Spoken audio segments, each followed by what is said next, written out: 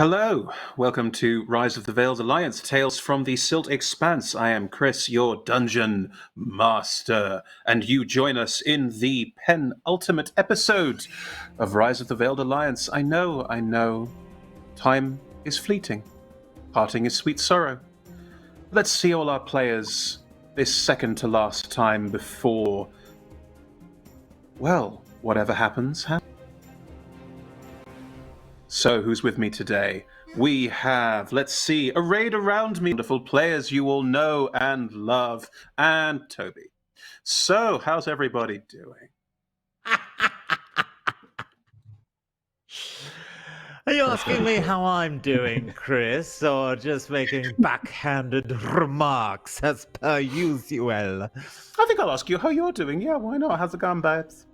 Yeah, I'm babes. How are you, babes? Yeah, I'm good. Yeah. All right. Yeah, all good.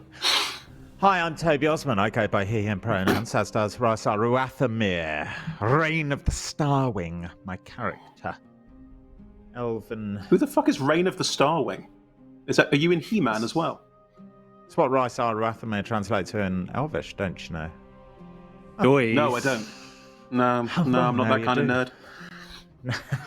Sure. The Cult fans know that. I mean, An illy red nerd. And I'm doing good. Yeah, check out. I don't know. Agents, the Nine Hells Redux. We haven't announced it yet, you fool.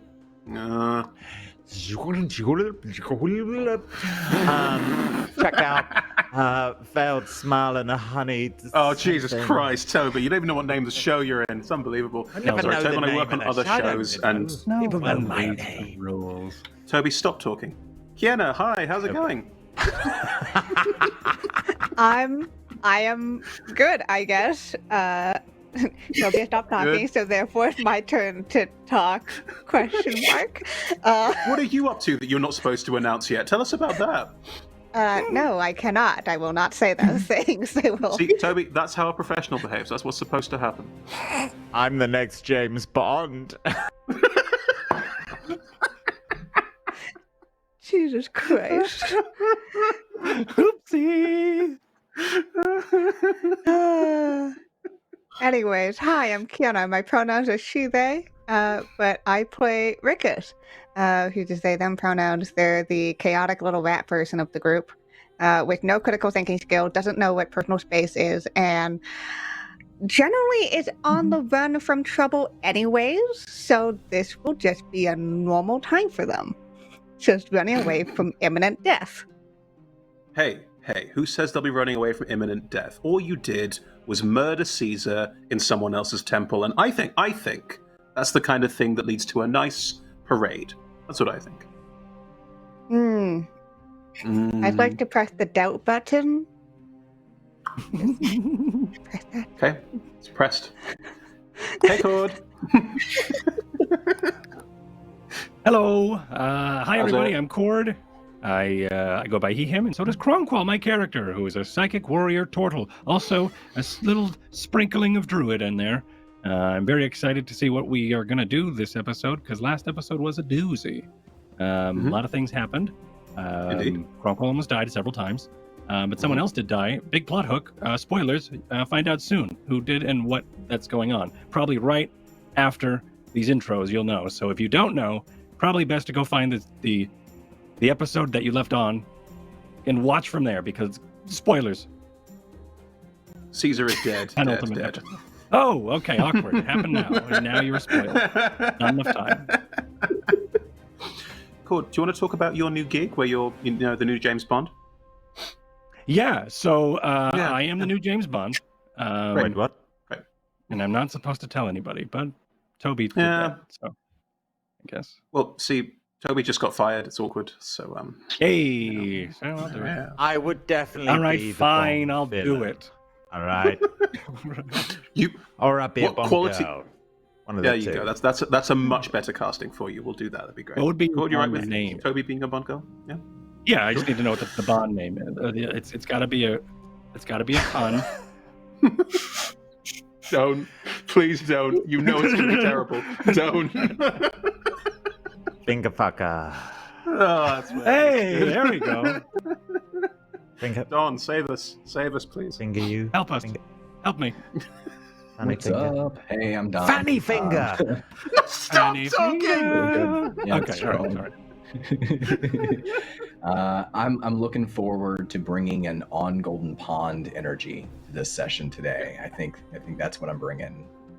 What does that mean? It's gonna be a nice. I'm chill the Henry time. Fonda of D&D, everyone. That's right. Perfect. I play Gulag, whose pronouns are he, him. My pronouns are also he, him. Gulag is a half giant who's done a lot of things in his career. He wields a big axe, a big heart, and the power of friendship. I'm just imagining you holding a big heart now. That's what I'm imagining. That's one of my Make it goals for this happen. session. Yes. Like a big sort of Mario cartoon heart that just sort of floats in the air, yeah? Not like a giant creature's heart that you're hanging on to that's still pumping blood out. Oh, That's well, where I went. I guess I'm still excited. Alright. Cool. No heart containers. I understand. Hard Burrito! What's up? So my name is Brito. I use she, they pronouns, and I play Kita, who uses she, her. And she is a magma genasi who has some anger issues, and she has a soft heart, come to find out. But she kind of did something in the last episode that may or may not have started the end of a lot of things and lives Mhm. and stuff, but Mhm. so I mean she's chilling. Oopsie. And Bree's No, it's no freaking big out. deal. Yeah, Bree's No. freaking out a little bit, but Kita's chilling. She's big chilling. Why would you be concerned? All you did was murder one of the most powerful beings in existence. That's, Tuesday. So yeah. I mean, Kita's the most powerful being in existence. Yeah, not in Ah. existence anymore. As long as Kita eats Caesar's heart, then we'll be fine. Wait, that's got to go to Gulag. It's already been requested. No, Gulag wants a big heart. Caesar has a small, shriveled heart. Innocent. Please. And for projects that I'm working on, I am actually the new James Bond. So Oh, brilliant. This is what we needed. Yeah. Perfect. Yeah. I'm Perfect. also the new. Actually, no, never mind. That's too soon. Never mind. I'm not going to make that joke. Okay. I'll pretend you said it anyway. I think I What? know where you were going, and I want you to say it. I applaud this I was message. going.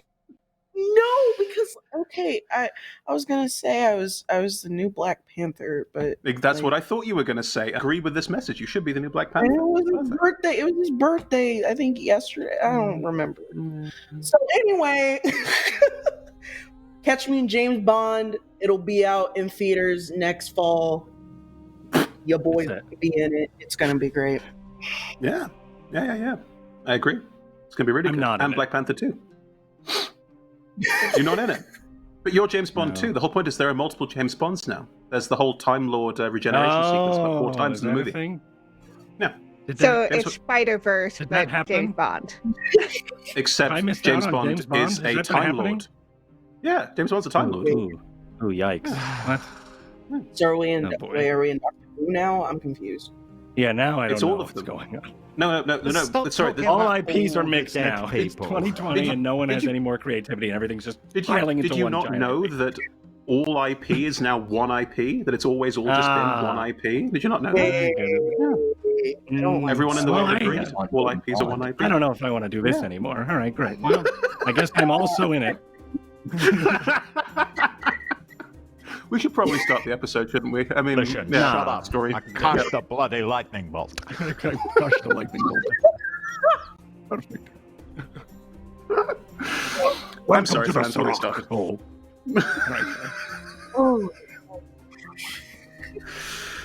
James Bond. Okay. Right. So, the 5 of you are in a strange room in a Yuan-Ti temple. on the moon of Guthei. You snuck your way in, rather unsuccessfully. You fought a bunch of Yuanti, dealt with some nefarious traps, made your way into this room where rivulets' channels of blood cover the floor, found Caesar on an altar, had an altercation, you're welcome, and Oh my! I Peter get it. managed to...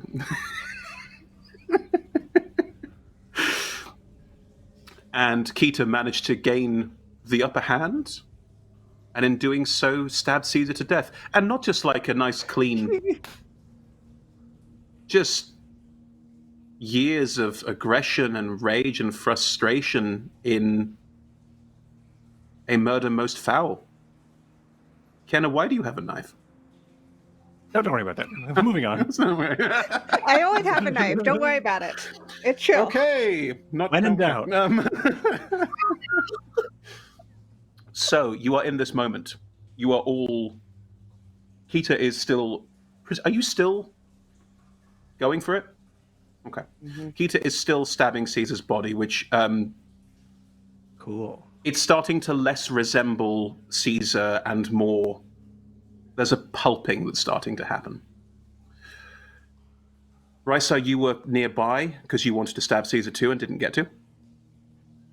Rickus, Gulag, Cronquil, you were nearby watching this happen. What would you all like to do as this continues? Keita, do you have any sense of wanting or needing to stop, or is this going to be continuous until someone stops you? Okay. Does Caesar appear to be absolutely obliviated? Roll me a medicine check. Is that a word? Gulag's watching and sort of scratching the back of his neck, and he gets a whiff of himself. He says, "Oh, I really need a bath." Okay. 17.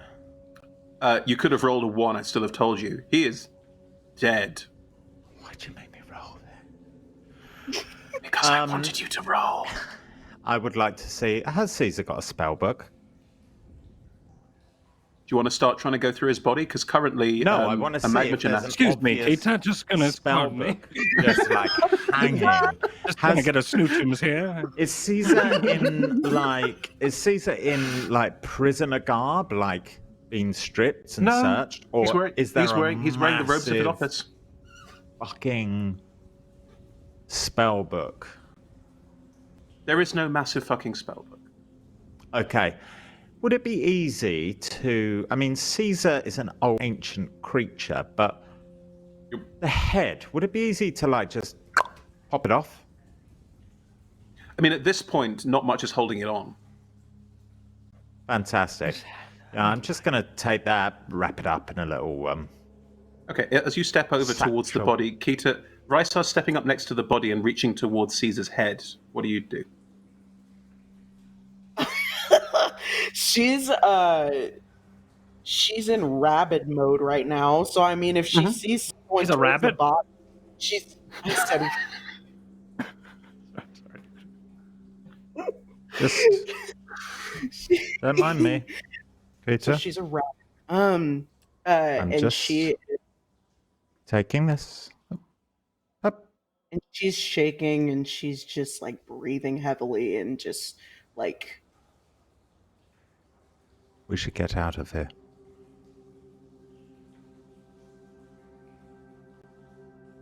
And she slowly just lowers her dagger and she takes a minute and she gets off of Caesar finally.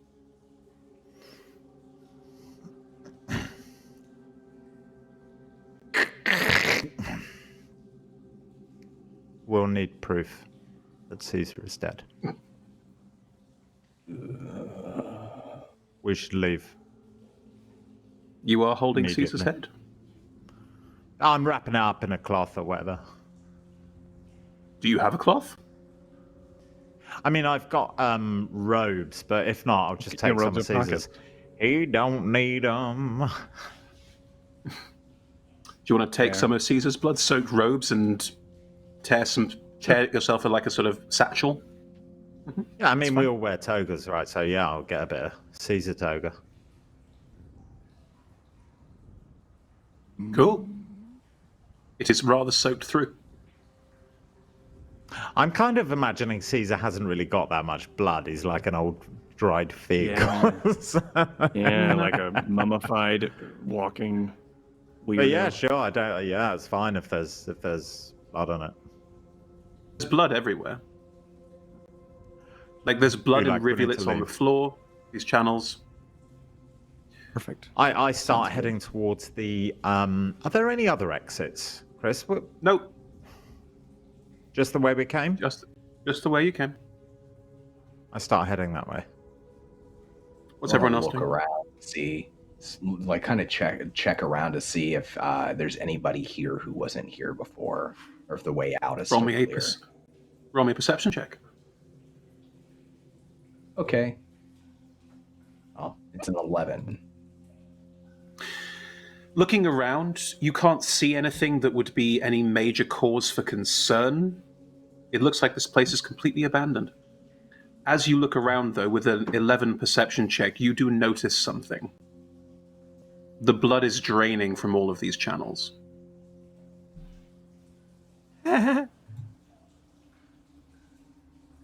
Cool. Friends, I think we might want to get out of here as quick as we can. Fantastic idea, Gulag. Oh, hey, there's boss. Already out. You start running after. Is everyone else heading out towards the door with Risa? Yeah, I think Kronqual is like he's been sort of out of it because of the events of last episode and the psychic stuff that we did, and the way stuff, and I think he's been out of it. But as soon as Keto starts violently mutilating the body, I think that he starts to like his eyes start to widen, and like maybe through a swollen part under the scales, like a swollen part of his eye and like the bruising, he like starts to look through it and tries to like looks concerned, and probably watching everything and just taking it all in. But as soon as they say we have to leave, I think that's when he starts to and his body moves before his head does, still focusing on the scene. But then he makes his way around and starts to try to catch up with everyone. Rikis, Keita, are you departing as well? What are you doing?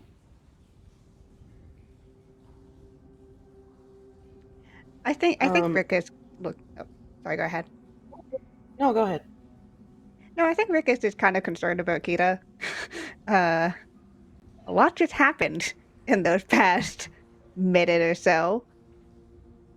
So they'll kind of sidle up a little bit. You okay?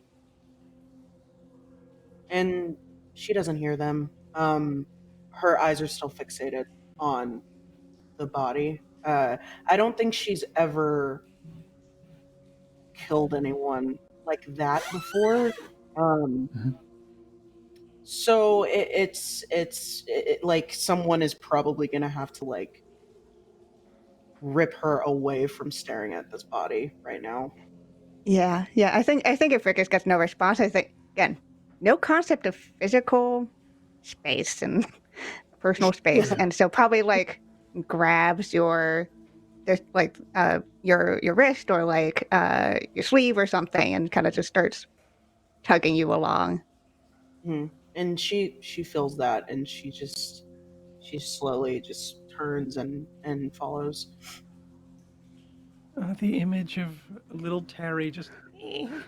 There's probably a couple of times where it's just like, yeah. It's like they're there. Come on. Like just it's heartbreaking. Okay. As the five of you head towards the door, all of this blood is draining towards the doorway.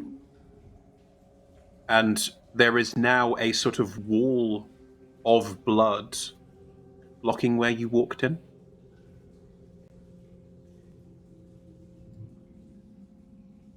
A wall of blood blocking where we walked in. Okay, sorry, I just processed all that. Oh, wait, blood? Yeah, I was like, oh boy, this stinks. Wait a minute. And there are no... Did you say there was an open hole at the top of the... I mean, not that we could get up there. There's no opening at the top of this chamber, is there, Chris? None of you have particularly looked, but by the by, yes, there is a hole in the top of this chamber. It's not very big. It's just a little skylight.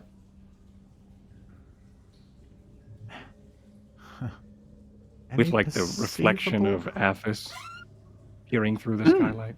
Yeah, almost like you can almost see the blood-red dark sun land of Athas floating above you. Yeah. Terrifying. So awesome. This looks bad. How high up is the hole? About 150 feet.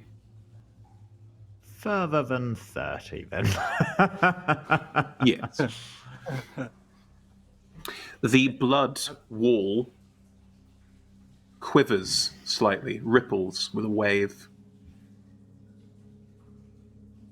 And a figure steps out of the blood.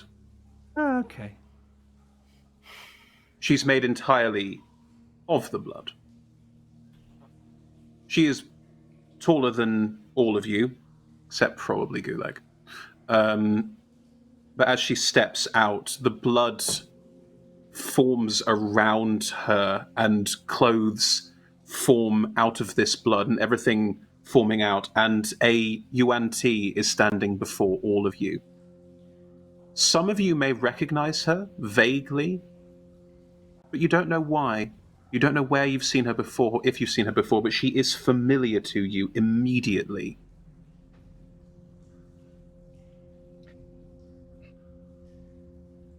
She is just walking out and smiling at all of you. Is this the same person that Gulag was like face to face with on top of the pyramid that dragged Caesar into the portal? She looks similar, but that person looked like a relatively normal humanoid Yuan Ti, whereas this person, the power and regality just exudes from her like a wave.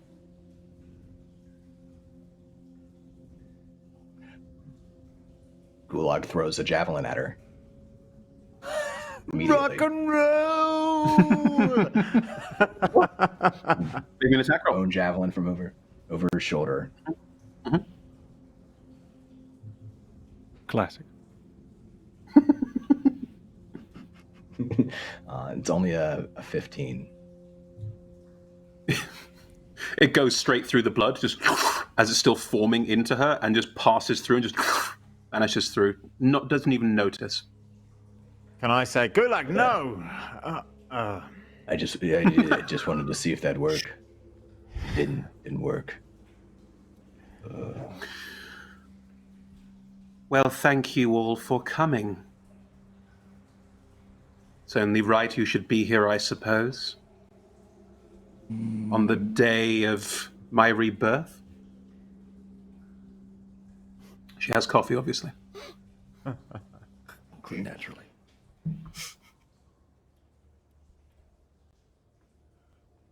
Nothing to say? You're welcome.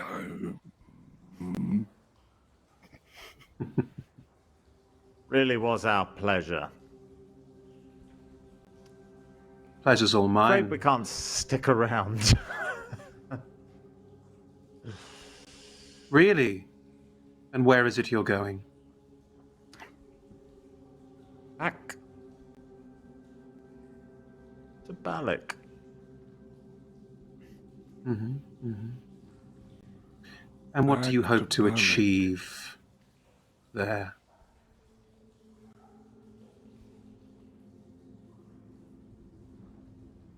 Just going home, really. We've achieved what we set out to achieve.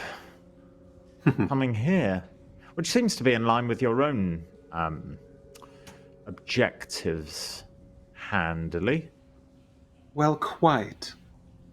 If anything, it's all worked out exactly the way that I wanted it to. Not quite exactly. He didn't die on the altar. But small price to pay.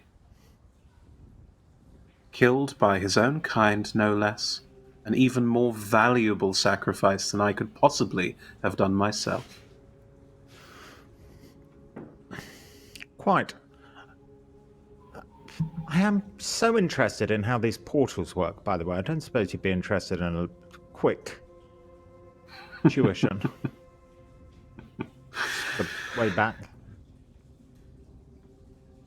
I have no interest in you leaving, and I have no interest in you returning. My disciples have already descended on Balak, and the war's already begun. You're in the wrong place at the wrong time, from your perspective. Oh, really? Whereas from mine, I saw how much you hated your own sorcerer-king. I saw how much you wanted him dead, and I thought, what a delicious opportunity. And you're all about opportunity, aren't you, Risa?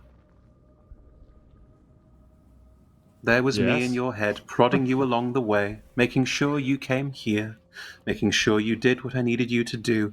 And of course, we put up some effort to convince all of you that you weren't helping us. Did it work? Unfortunately, your psychic friend has managed to stop that parasite. But I don't need you anymore. You're just grist to the mill now.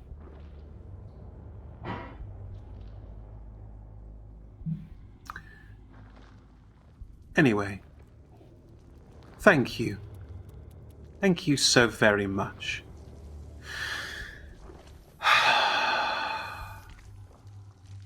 Which of you wants to die for my glory first?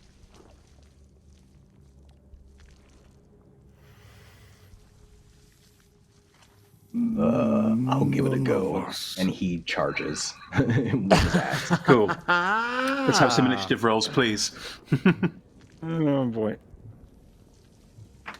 Come on, perfect. Get this show on the road. Just shout them out, please.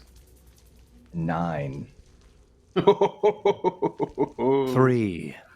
Oh, 8. oh my goodness. So bad for me. 7. With the A-team, we're gonna get stuff done. Slowly. Peter? 8. 8 as well. Righto. In a shock to no one, she goes first. Gulag, as you run forward, and all of you, as she reaches her hands out, and this blood that still makes up a good 80% of her body, she's still only half formed, half there, just spills out of her in a wave, washing over all of you. Can you all please make me a Constitution saving throw, as it literally, a wave of blood just washes over everyone. 20.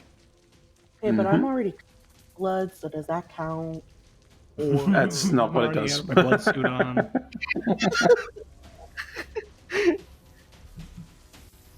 $16. Okay.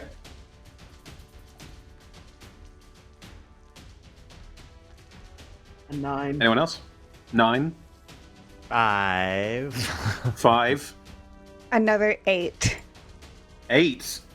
Shocking. Gulag, Cronkwall, you are both hit by this wave of blood that just washes over you, and you both stagger back. Kita, Rysar, and Rikus, as you're hit by this, the blood envelops you, and as it does, you stumble back, and you can see all three of your friends drop to the floor unconscious.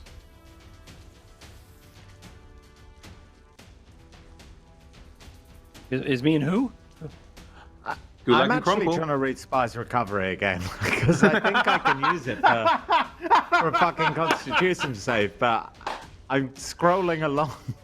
Hey, Toby, ability No, check. Dex, Wisdom, or Charisma. Fuck! So don't worry. Yikes. I took three no of your damage? friends- No damage, none at all. This isn't a damaging Oh, effect. good. Okay. Well, that's, Oh, hang that's on, still hang scary. on, hang Oh, on, that stinks. hang Why'd on. I ask? Toby, you're an elf. Are you immune to being charmed? Doesn't affect you either. Oh, hang on. No, I think it's advantage.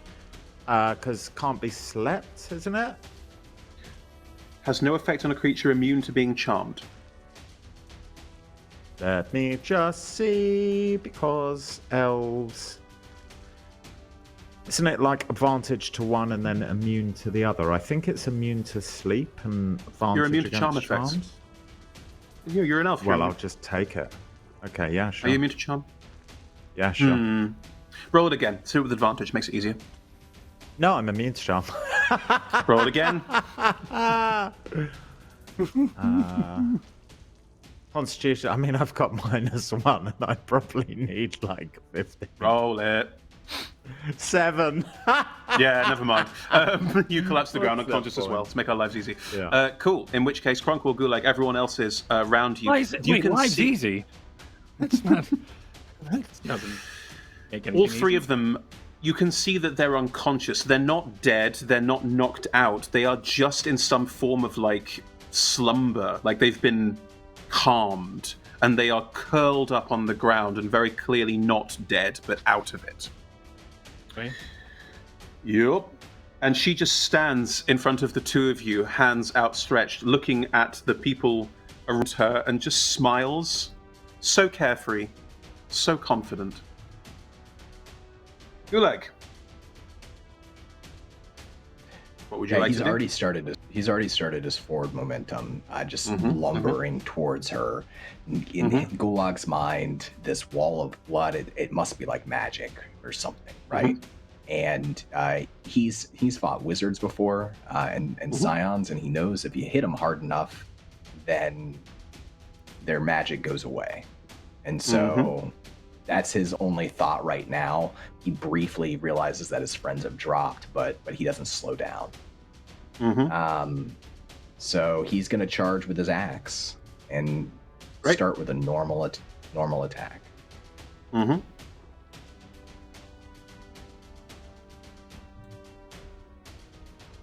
An 11. Oh wait, no, that's the wrong 11. one. A 16. 16 does not hit. As you run in and strike out, the axe, it's not like she's dodging. She just stands there, but your axe passes through her form, which seems to only be partially there.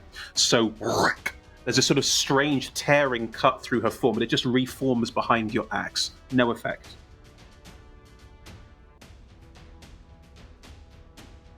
Okay, so as he passes through, he's going to try it one more time, and I imagine like some of the blood on her is still like clinging to his axe, and he whips around in a circle and swings even harder.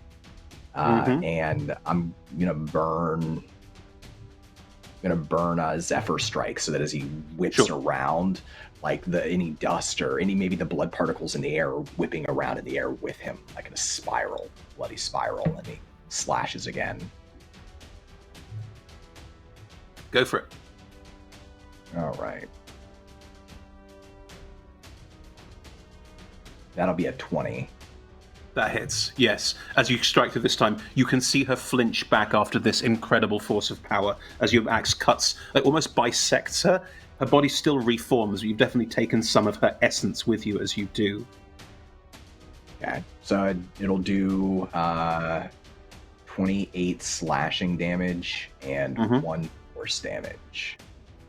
Okay, so 29 damage total. Make me a dexterity save. Yeah, it hits her. It hurts her. Make me a dexterity saving throw. Yeah. Does it seem to have any effect on the blood wall? We'll get to that in a second. Make me a dexterity saving throw. Okay.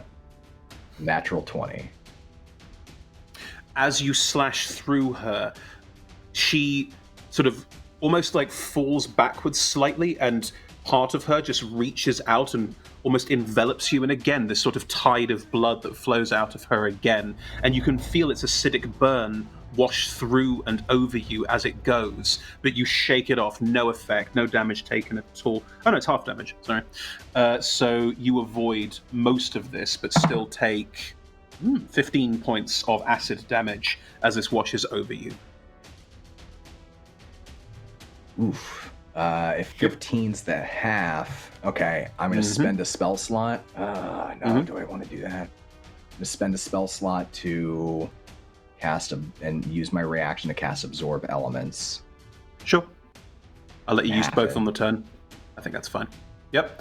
So you can halve that down, at which point you take in some of this acid into yourself and start holding it ready to strike back. I've just rolled her con save. As you slake through, as this whole thing happens, the wall of blood visibly ripples and nearly breaks, but she just manages to hold focus on it, and it doesn't go down. Close though. Okay. He'll hold his ground then instead of backing up. He's basically like trying to position himself in front of, and he's barely standing. Gulag is barely standing. But like he plants the haft of his great axe on the ground and he shifts around and tries to block her view of anybody else behind him. No problem. Okay. No. Kita, Rickus, and Rysar, you are all unconscious. Kronkwall, what would you like to do? How close am I to the altar? At the moment, from where you are, I would say you could get back to the altar with your movement. About 30 feet, no problem. I will... This is so dumb.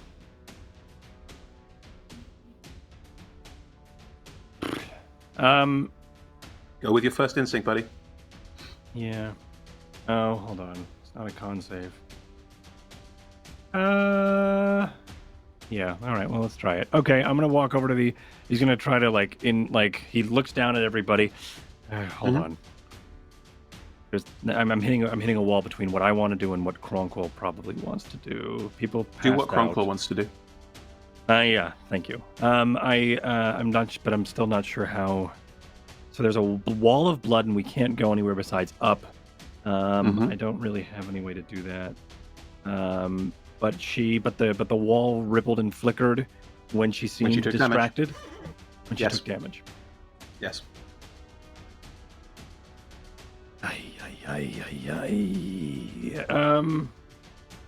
Okay. All right.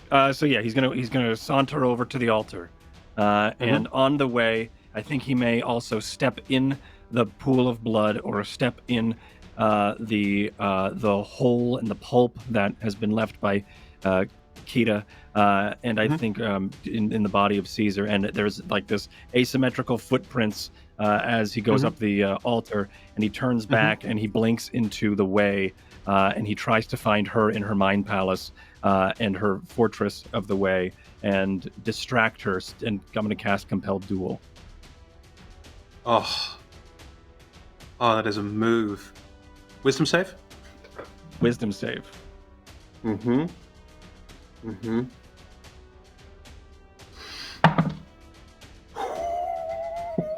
That is a 3 on the dice. Okay. Which becomes a 7. Perfect. Just darn, you have failed my DC. All right, so yeah, and I think that's where he will stay. Oh no, he's going to actually. Yeah, and as he does that, he's going to come back from the way, revitalized, and I'm actually going to use Second Wind here. Because I'm only on 8 hit points. Chris, do we look like we're snoozing, or yes? Shout.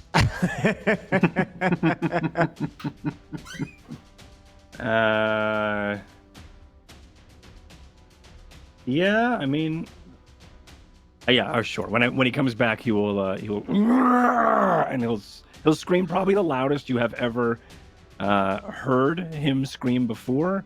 He's taken a lot of pain, and he's been very passive and submissive when it comes to a lot of this pain that has been taken, grunts and things. But I think right now is the closest that you've ever seen to him raging. But also, I think it is just him trying his best to distract, both in the material plane and also in the psychic plane, or in the way, if you will.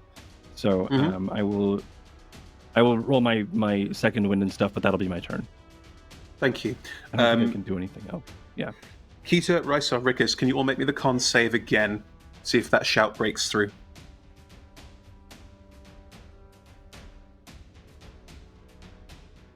Nat 20. We got... Yay! Oh my! 15 for me. Right? Kita? And that one. No! Jeez, every time. Kita is still out, but Rysar, Rikus, you are both awoken by Cronqual's shout. And Cronqual, as you step back to the altar and as you shout, this primal scream of rage and frustration, which I'm also going to take as your compelled duel, and as you tap into the way, you see this room for what it is. It is not just a room, it is also her palace, her mind palace. You are inside her mind palace.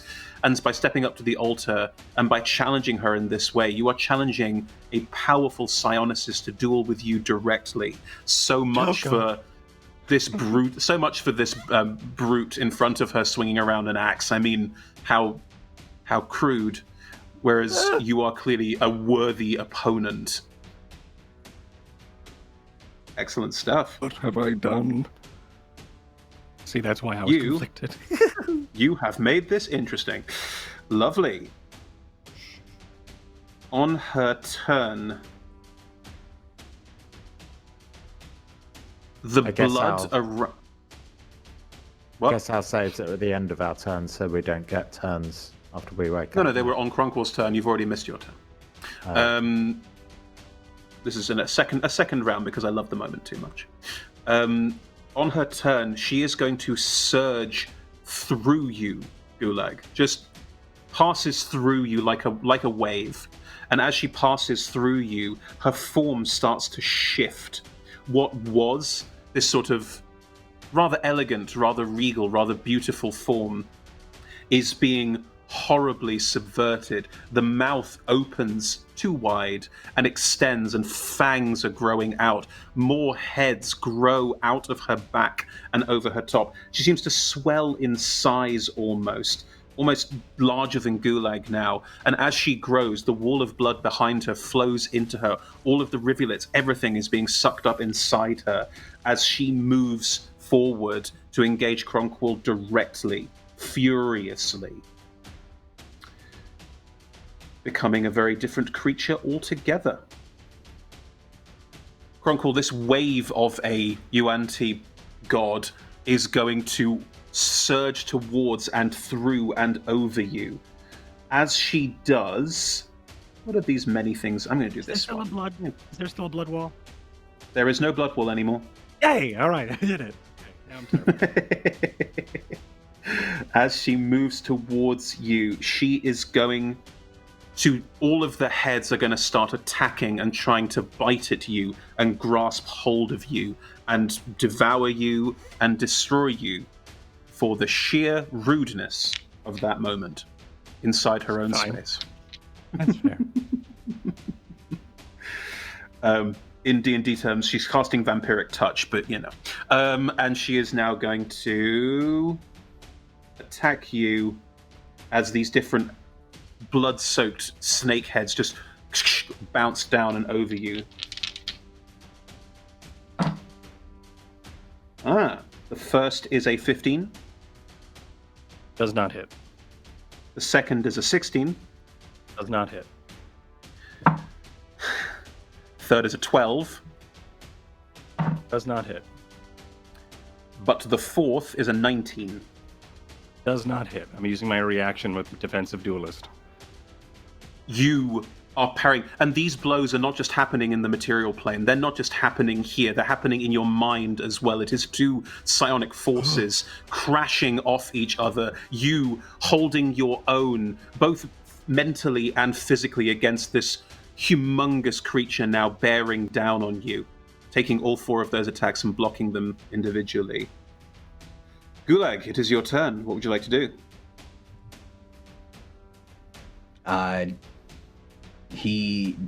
Does he see Rysar wake up? Yes, you see Rysar and Rikus wake up, but Keita is still out. Okay, yeah. So he'll he kind of looks at his body after the blood's washed past him, and then spins around. You are and all sees what's completely happening. blood-soaked. Yeah. And, he's okay with that. It's everything else that's Okay. going on here. It's too much. Yeah. But he'll look to Rysar and say, "You gotta get him up. You gotta hold her off just long enough and make a run for it." Right, boss? I agree with the running, yes. Get Gator up. He's So gonna go wiping over... blood out of my eyes.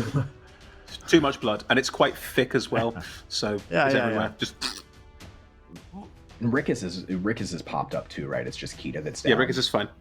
It's just Keita that's still asleep.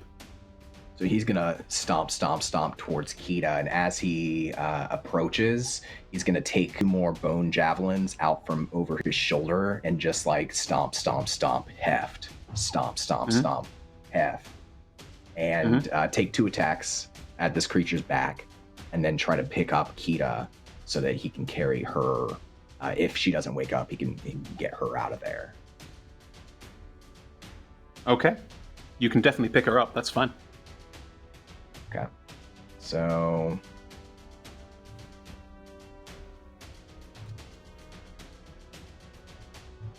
does a 17 hit?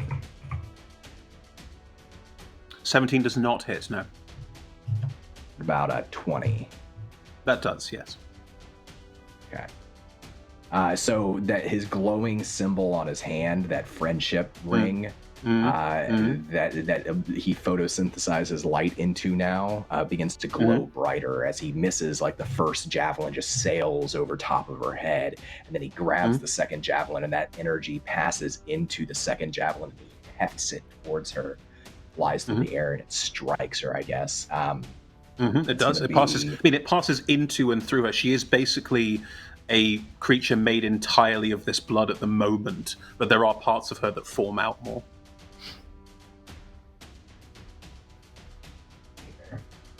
Gonna be 17 piercing damage and acid damage. She's immune to acid damage, but yeah, she shrieks as it passes through her. Is there any radiant effect from it, or is it just ribbon flavor? Nah, I just thought it looked cool. Yeah, and as it passes through her, the light sort of spiralates and creates this glow out of the blood, and the shriek is, the power of friendship is hurting her, and that is bad. She takes the hit, very much so. She doesn't look that badly hurt yet, just FYI. Both of those hits were big, but she doesn't look that badly hurt. Kita, as you are being picked up and taken presumably away, Gulag, are you walking out of the room with Kita? Yeah, I mean, I don't know what the distances are like, but his goal would basically be take a couple of shots, provide some cover fire for Kronkwall, maybe distract her again so that she's not all focusing on only the same person. Pick up Kita, and then if he has movement left, I think like he doesn't turn away from this Yuan T. He's walking backwards and keeping an eye out for his friends to make sure he gets left behind. Kita, as you are picked up and moved, can you make another con save, please? Yes.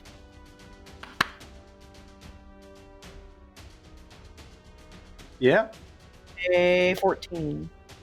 Oh, it's just enough. It's just enough.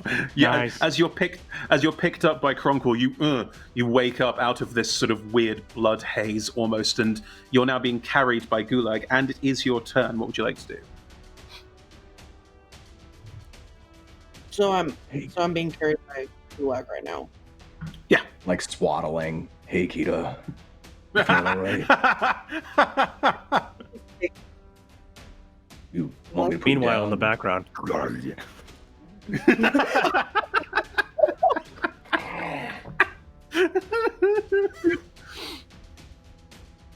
What's happening? Big, ugly snake sorceress or something is trying to eat us, and we're gonna go. Where's everyone else? Oh, there's Rickus covered in blood, and there's Boss. He's also covered in blood, and Kronkwall is providing a distraction at the moment. The writhing snake mask.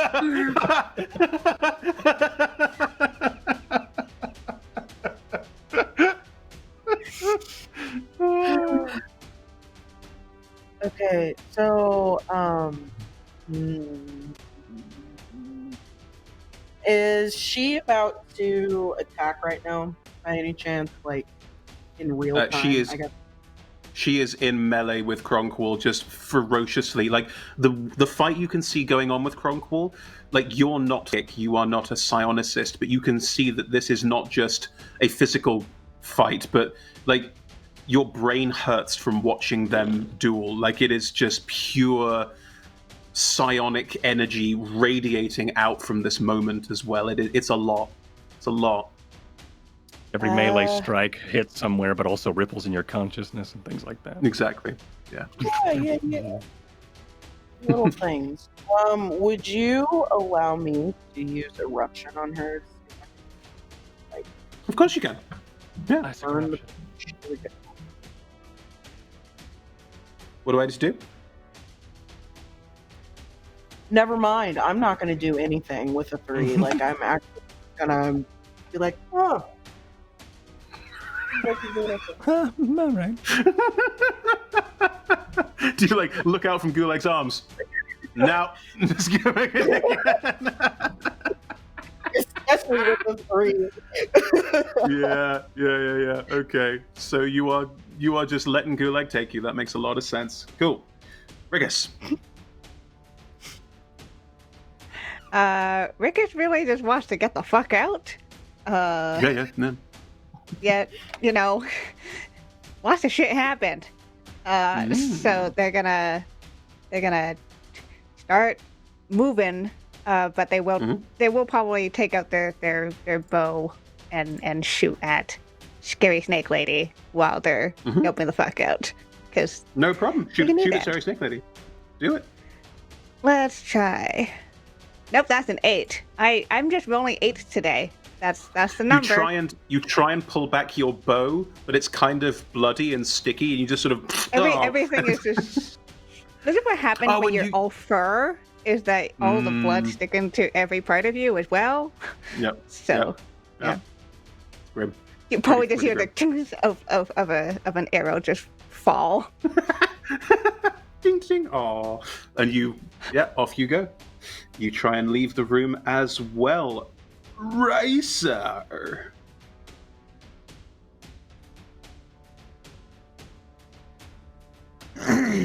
Yes.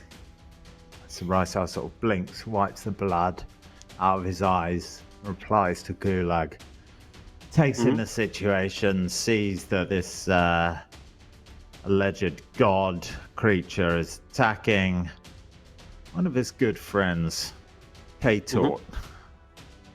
And as he starts backing towards the door, he sends the Kastrekel of his avatar, because avatars change them when their creator decides. And the Kastrekel shoots from Rysar's mind using the way into this supposed god creature's mind. Goes into them and says, "We came here to kill Caesar for you."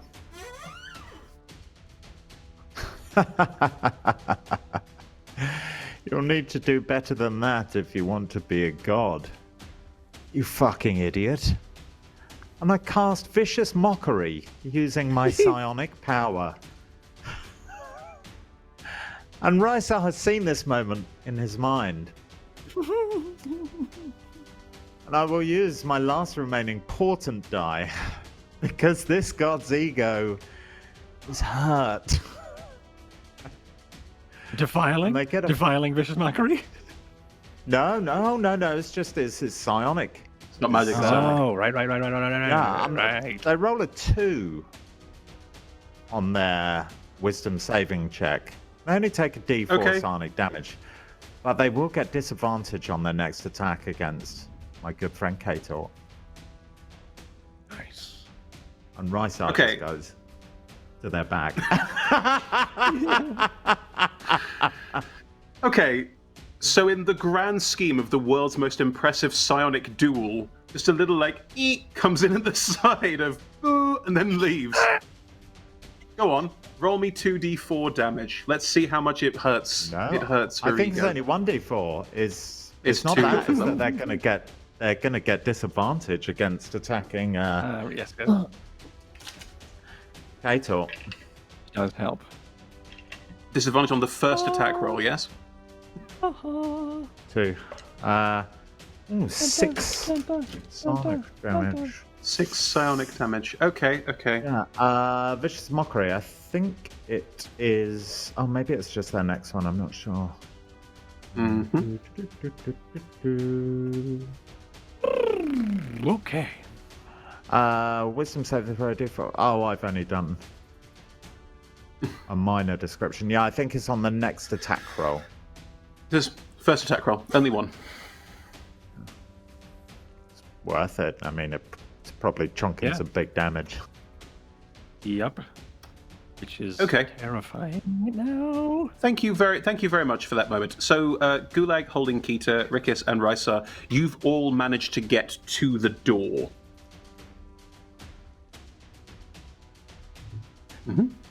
I think Gulag will, once he gets there, he'll lean down and just say, Kita, you good to walk? Yeah, you should probably go help him. Yeah, can't leave Crunkle. Cronqual, it is your turn. What would you like to do? You are currently in direct melee with an enraged god. It's a blood Yanti, right?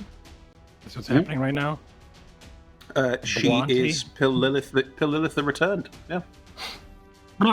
His Okay, ego is hurt for at least one attack. correct. Yeah, it really stung. It made a huge difference in this psionic duel. Like, basically, I want you to imagine the scenario in the middle of the coolest lightsaber battle in the world between two, like, all-powerful creatures. Someone in the back went, womp womp, and that's basically all you did. Rick. Yeah, right, exactly. All right. Who says what? boy. What? Yeah, that's exactly. Perfect. Okay, I think during my Darth Maul parries, I think he's going to cast Shillelagh bonus action, and then Nice. hold on. Is there anything? It's a perfectly flat surface that I'm on right now, No. or are there like rivulets and things to like? There are channels is there, and like- rivulets that are now empty, and this altar was already slightly raised, so the whole place is kind of bumpy. And it's a blood god. And I've All the seen blood's it in like recoalesce around stuff. So like She is the physical. blood. She Right, was the okay, blood. so She like, was always like if the I was blood. to physically hold it down somehow, it probably would just escape. Yeah, it's blood. Crap. All right. Well, I've got nothing else. All right. So I will then start doing multi-attack, but in that multi-attack, Shillelagh will be cast. Will I do that? No, I won't. What I'm going to do instead is I will...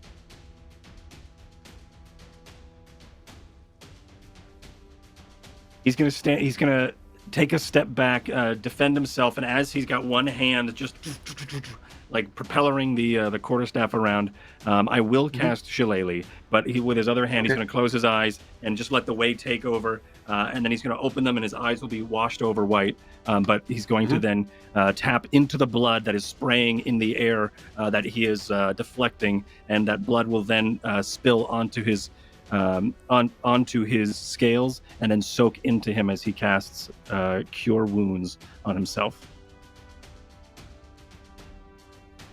And I am just going to keep going, I guess, and hope that someone else can figure something out. There is nothing I can do to keep me out of this moment, which is terrifying, but also awesome.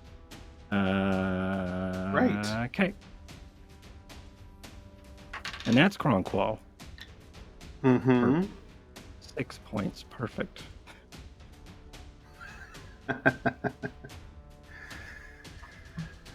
As this duel rages, and as the four of you are now back towards the door, Cronqual, she is... Cronqual's going to back up, and maybe he's going to try to, like I said, when he's going to do all that, everything that I said is still happens, but he's going to then back off of the altar and towards his friends. If you'd have to go around her, and you'd have to try and get out, which means an attack of opportunity. Are you sure you want that? I don't want that. Okay, he stays. Mm-hmm. That's it. All right. On her turn... Although it would be a disadvantage. Oh. She's got like a barrage of attacks, though, so I'm going to need that. I'm going to need that here. True. On her turn, she is going to see that the four of you are trying to leave, and she also recognizes that Cronqual is just the worst, and is going to...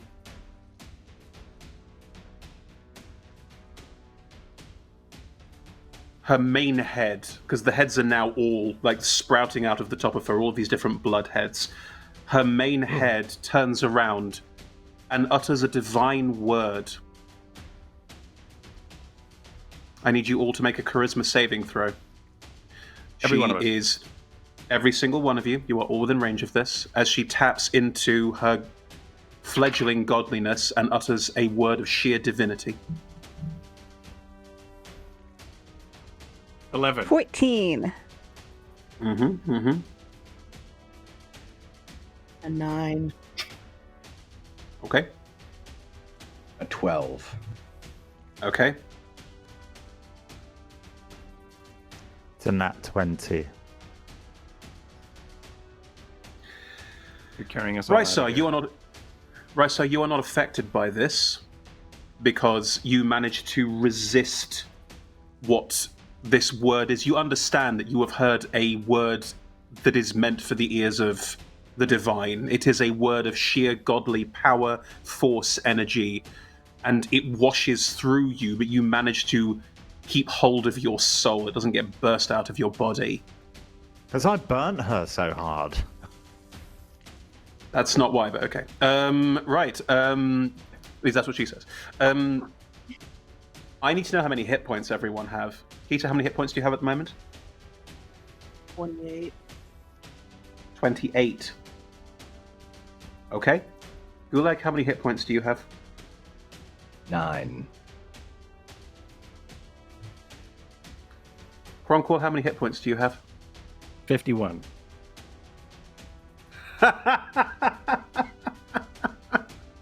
You are so lucky you cured wounds. Oh, me, oh, my, oh. Rickus?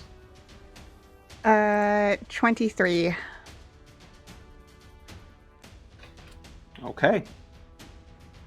This divine word cuts through all of you. Cronqual, you are hearty enough to resist whatever it is. You recognize that it has torn through you, and you recognize that this is a word that could have done unspeakable things to your psyche and soul. But you are hardy enough, you are resilient enough, and it has no effect on you. Rysar, you avoided the effects of this, so you are also fine. Keita, Rickus, you are blinded, deafened, and stunned for 1 hour. Wow!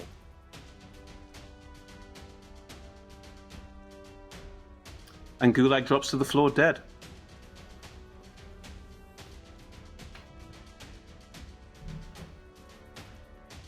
I think there's a moment right before the spell goes off where he's just said to Keita,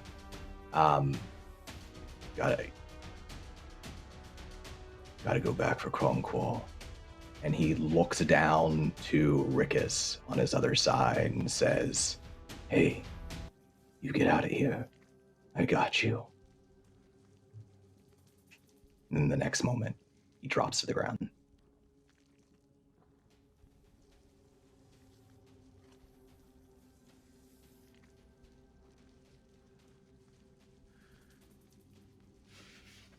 So Gulag is dead. Who is blinded, deafened, stunned? Oh, Rickus and God. Keita. That makes it so real.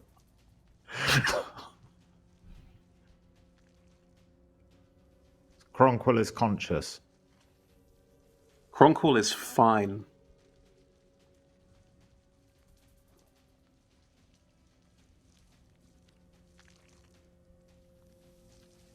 What do you do? It is the end of her turn. Inappropriate music. It's still going. Risa, what do you want to do? Your friends have collapsed. All three of them collapsed to the floor as far as you can see.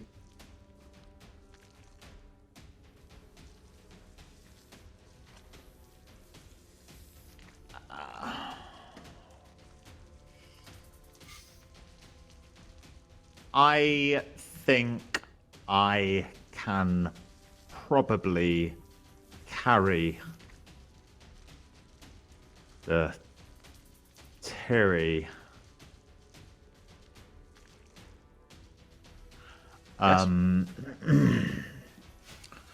So what's the positioning of? I mean, there's no way I can carry Gulag. No.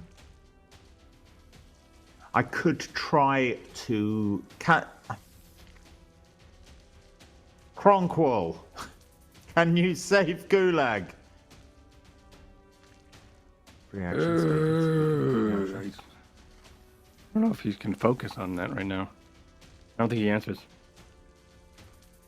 I just grab. Is Rikus near me? Is Keita near me? Who's close to me? You could try and grab either of them. Keita's probably a bit... if you can pick up Rikus, you can probably try and sort of help Keita out. But it would be a struggle for you to try and take both.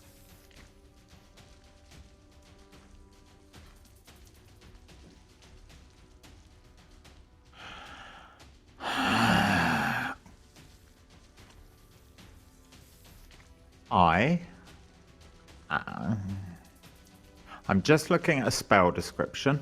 Sorry. No, I'm not going to do that. Okay, You can take a moment. Obviously, it's a big moment, so take a sec. Yeah, no, but also I don't want to hold things up. So I am going to grab Rikus by the scruff of the neck, like I do my cat in the real world. No, I don't. She'd fuck me up if I did. And I just say, Cronqual, please heal Gulag. Try and bring Keita. And I just start scrambling towards the door. Okay. You grab Rikus and run. Cronqual? There's no response from Cronqual. Is she done? Is she out? Yeah. Oh, I'm sorry. I thought it was still happening. No. Okay. Well, she's disappeared. No, she's still there. She is still with you. right. She's still fighting you directly. My apologies. I meant it's her turn done. Yeah, ages ago. Yeah. No, that changes. I thought Yeah, she, she's still there. exploded. Okay. Oh, So God, it still sucks. No. Well, he doesn't She respond. just blinked or some shit. Yeah, she's a divine word, and she just leaves this plane, and everyone dies. I will. I mean, he didn't hear that, and also, even if he did, I don't have any more spell slots, so I can't. You are so lucky. 50 is the cutoff point for that spell. Perfect timing for Cure Wounds. Yeah, I'm really happy I did that. Because I would have died. The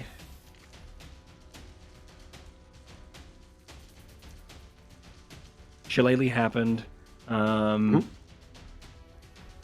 Is she still incorporeal? Is she some? Is she?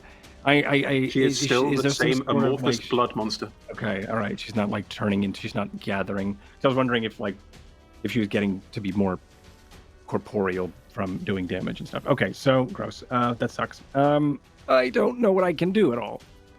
You could disengage, then she can't hit you, can't attack opportunity, and you could run, grab Keita, go.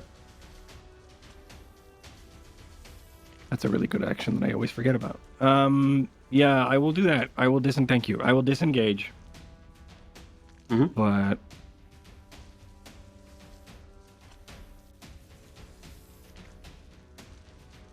Yeah, I guess I just because he's he's out of control. He's tapped into his way dark side, if you will. So it's Yes. kind of like it's hard for me to like. Is he literally? Is there literal bloodlust? But like, is there actually like? Is he? I'm gonna roll. I'm gonna roll a con If save. you saw Gulag fall, and if you saw that Gulag is definitely not breathing, would that change things? I don't know. I honestly, because I feel like if this fight is happening both in the material realm and also Actually, that's in a really the good psychic point. realm, I think he's having a In hard the time psychic perceiving realm- anything else. In the psychic realm, you would be aware of all of your friends within that space and Right. aware that of their Yeah. psychic presence way, and that Gulag's is no longer Especially there. if the mind palace is here, right? I would Absolutely. be like, Yeah, Gulag's Um, presence in that mind palace is literally like cut off, like where you would experience it in many Yeah. different ways. This is his mind gone, ceasing to okay. exist. So I think if that's the case, he's going to keep fighting, and then when he realizes that like a flame has been snuffed out in the altar room that he is standing in inside this way fortress, I think that's when he snaps back. He may like sloppily dodge and parry a couple of the new attacks, and then he starts to back away, terrified, but also in a disengage. And then I will then go and who needs to be picked up? Kita.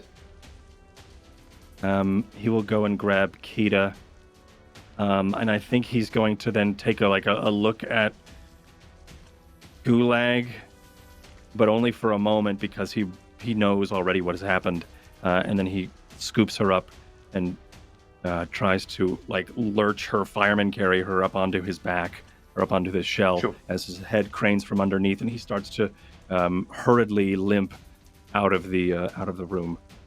We must go. We must be quick. As the four of you run out of the room, as you stumble over each other to try and escape from here, she doesn't follow. She's just laughing.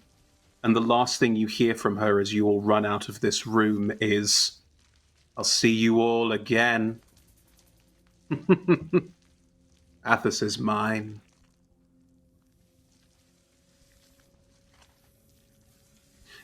As the four of you stumble out of this room and down the ramp you came up and are running out of this temple, Gulag, Oh, Gulag, excuse me. yep.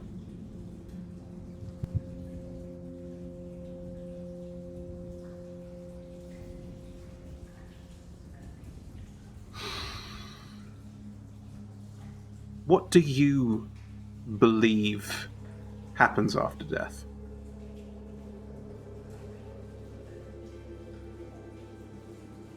Yeah, Gulag,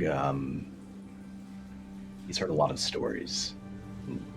He's heard the sort of oral theatrical storytelling of the Terry, which he loves. They believe that when they die, they return beneath the sand and search for their ancient homeland far beneath the wastes. A beautiful, stony place full of life beneath the world. And he likes that version. There's other tales that he's heard. There's the villagers, the shepherds of Kern, who believed that there were other worlds out there. And this one is just the lowest one. It's the first step on many other steps that will one day take you to, paradise, where there are no sorcerer-kings, there's no kingdoms, just people living the lives they were meant to lead. Mm-hmm. And he likes that one too. And he's heard the stories, from the Templars of various cities that say that when you die, what happens to you after that, it's entirely up to the whim of your sorcerer king. Did you please your king in your life? Did you serve loyally and honorably? And if you didn't, then you can expect to go to a plane of eternal torment. And if you served well, there's just nothing.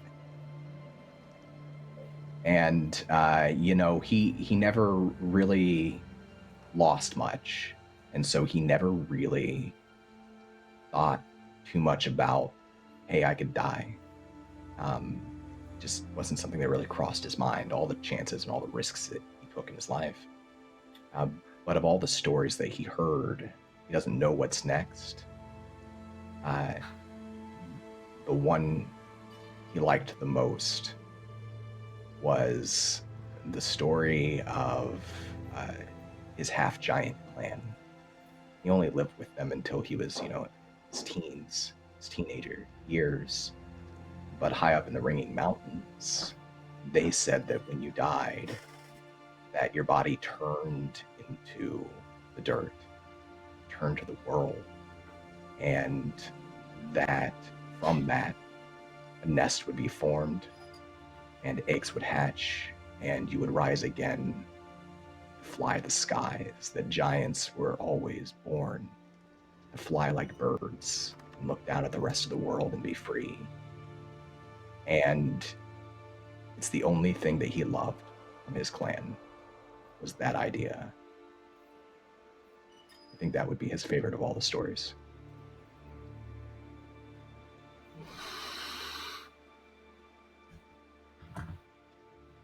One sec.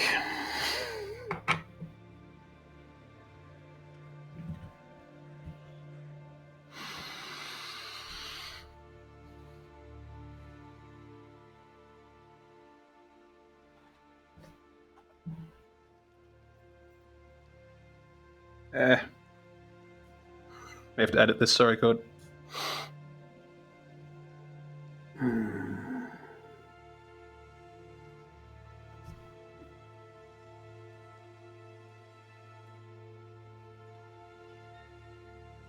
Hold that thought, though. It's really lovely. I want to work with it. Nearly there.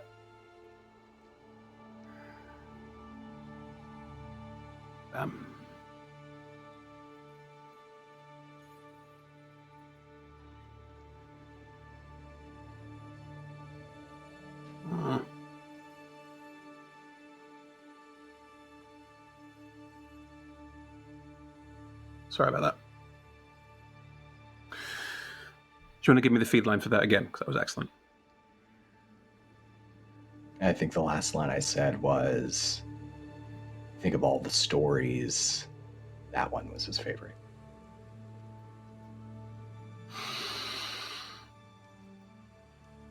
You're stepping through the lands that you recall. You can feel your heavy tread. You know this is it. You can feel it.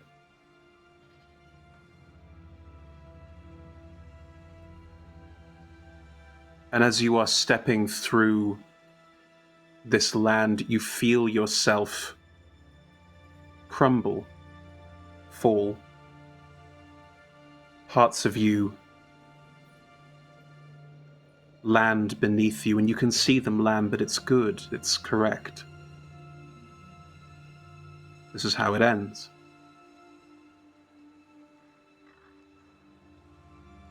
Do you feel calm, ready, prepared?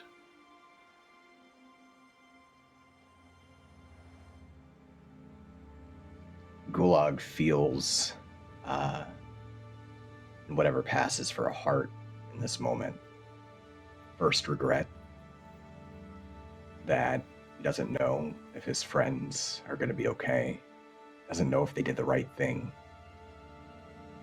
doesn't know if all of the people in Valak that he's cared for, he's made a career helping, are going to survive what's coming, and that he can't be there to do anything about any of it. That he didn't get more time with Rickus and Kronkwall and Kita, even Rysar. Just time, not fighting, not sailing, not one moment to the next, but just to talk, to share stories. He doesn't know why Kita felt so strongly that she had to kill Caesar.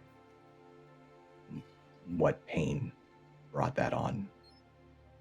And he regrets that he doesn't know them better, and that he's out of time. But Gulag's eager, too. He's always looking for the next adventure, and he feels that he's right on the cusp of a great one. As you start to fall to pieces, becoming the dirt beneath you, and that feeling in your heart, that feeling of regret and worry and sadness,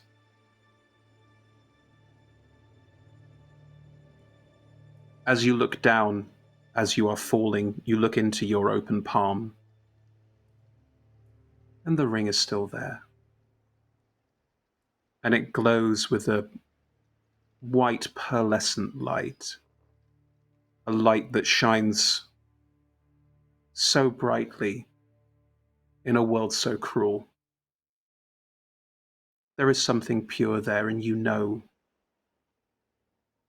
that they will be all right, and that they felt that love from you and that care from you.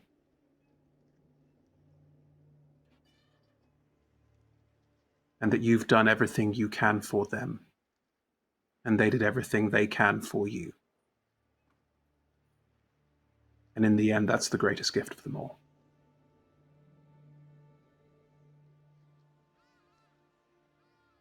There's a faint metallic dink as that ring hits the floor.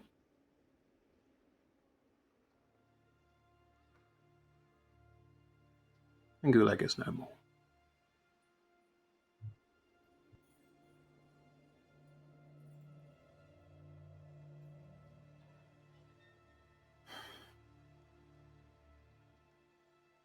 Let's check in with everyone. How's everybody doing? Oh, including Don. Jesus.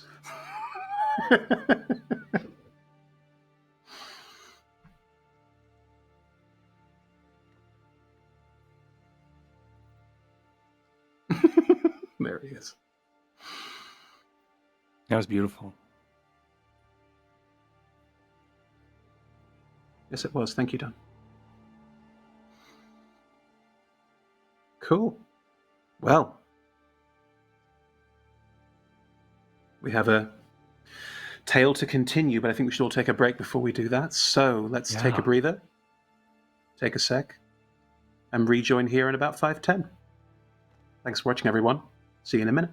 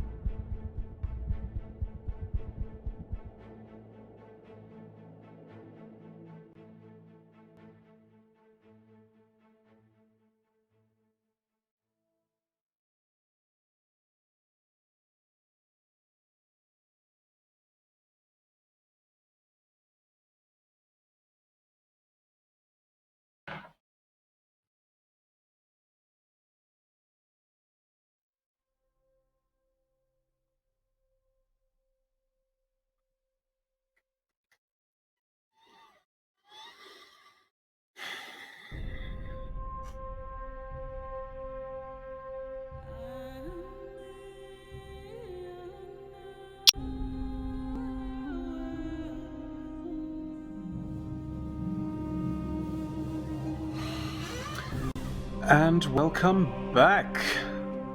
Rise of the Veiled Alliance. Tales from the Silt Expanse. Now just the four of us. Yep. So, the four of you are currently stumble walking your way out of the UNT temple, trying desperately to run away from this god that you have created, and who made very clear that she not only has designs on Balak, but Athas as a whole, and claimed that Balak was already under attack. As the four of you are stumbling out of the temple, not out into the sun, like down into the walkway that you were going down, the ramps that went up, what are you all doing?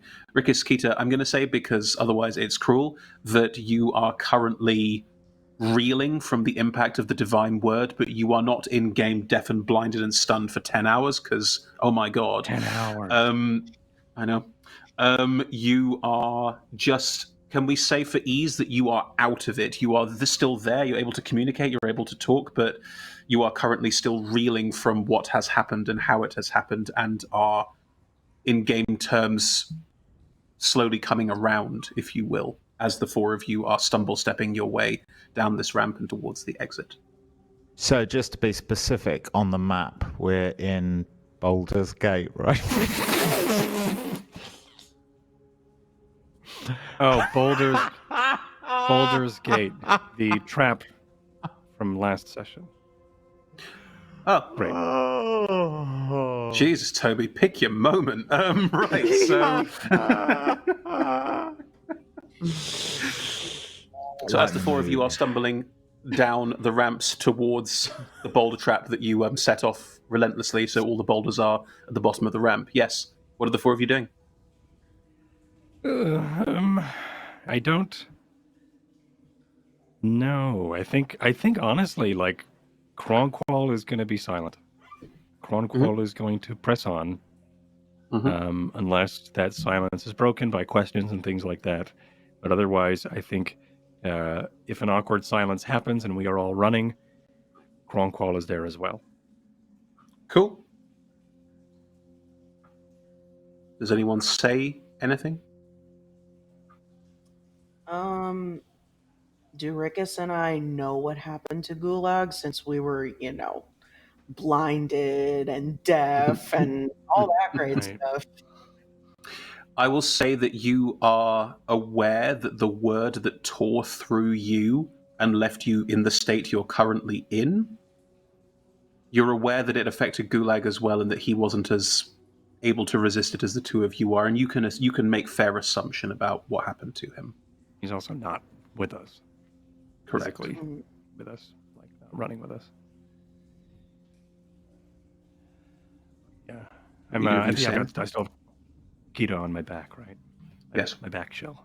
My shell. I was going to say, am I still like dragging Rickus, or Carrying. Yeah. are they compass mentis enough? I think so. I think you're I starting to come round, definitely. I mean, they're coming around, but I think they keep looking.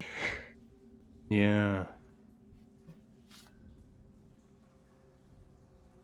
What? Yeah. So Kira she's kind of like laying her head on Kronqual's shell, and she just says really quietly, she's like,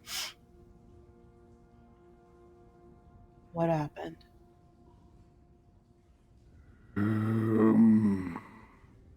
As we're like, are we moving briskly? Are we running? Is there danger right Running. now? Or are we?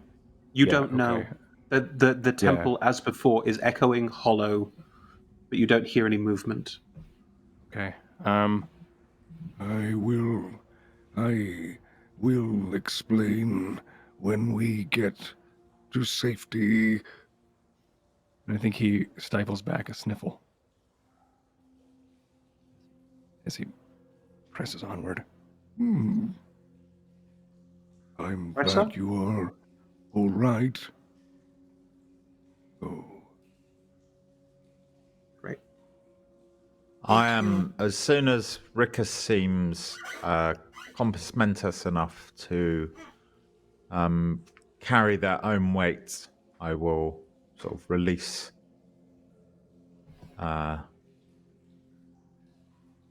their fur, and I will simply start to run with my eyes open, aware of any traps. I will attempt to circumnavigate the trapdoor, aka Baldur's Gate, and flee the Why are you laughing, Chris? It's a serious moment. It's not time for light-hearted entertainment. Gosh.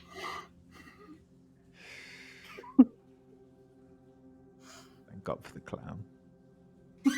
Do you say anything in character? Are you doing anything in character about the situation, or are you just pressing on? I am pressing the fudge on. Right. As you all get to the bottom level of the temple, all of the boulders that you released from the boulder trap last episode are still around the bottom of this ramp because you've just made them all stacked down there and made a mess of it. You can make your way around them and try and find an exit. Are you all being stealthy? Are you all being careful? Wait, I made them into a lava pit, remember? Oh, that's right. Yes, you melted them all. There's still ways you can move around them into some of the various doors. You have to squeeze through them, but at this point, magma. At this point, you can stealth to try and make your way through here and find an exit, which is possible still. You didn't completely block them off. Are you all stealthing? Yeah. Are we? Yeah. I think so. When your DM asks you twice if you're Ricket stealthing, will. there's a hint. Yeah, but I like to make my own choices. Yes, I you rolled a do. 24. Yes, you do. 24. Thank you. Rigus. I will stealth. I rolled Oh, I rolled it on the thing. I rolled a 27. So 18. I think I'm...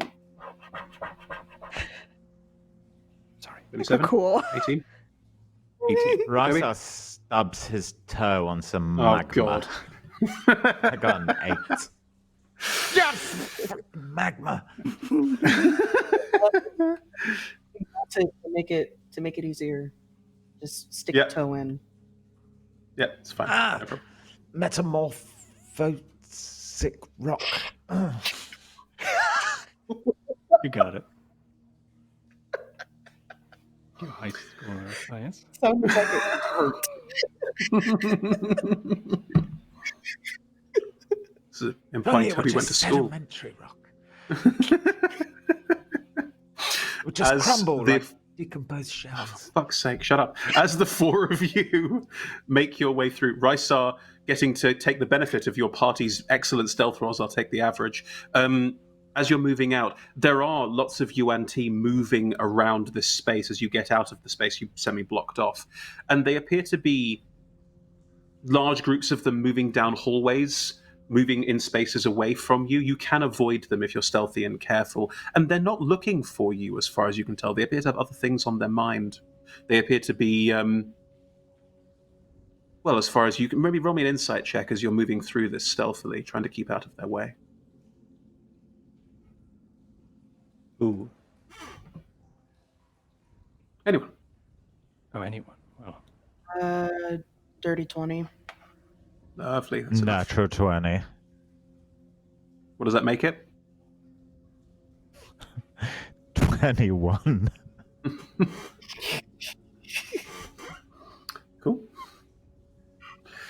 As you all look at these UNT moving around, you can tell that there is a briskness in their movement, and most of them are soldiers carrying weaponry of some kind. This looks like an army preparing for an invasion. great. Great. Great. Can't great. imagine where they're going. Yeah, right. Maybe tier. Ooh, cool. Who can say? Cool. Beyond yourselves. Great. Only So- time. We are So we're seeing the battle droids assemble. I'm sorry, I've Yeah. got Star Wars on my mind now. All right. Yeah, you're seeing the battle droids assemble. Yep. Right, perfect. They're all packing up Carry into on, their Spirit. tanks. They're going Yeah, into I their think so, weird tank things to go down to the surface Yeah. of Naboo to have a really pointless fight for no good reason where they all stand in a field. Yeah. Well, we're going to the shuttle bay where we're looking for the Millennium Falcon. Sure. You head towards the docks looking for the Sirocco, that's fine. Can you, as you're all stealthing through the temple, you manage to find your way around the Yuan-Ti. There are quite a few, but your stealth rolls were very high as an aggregate. So as you all move through this various spaces and tunnels and corridors, you do eventually see you are arriving at the docks. The temple literally abuts the docks. It is next to it.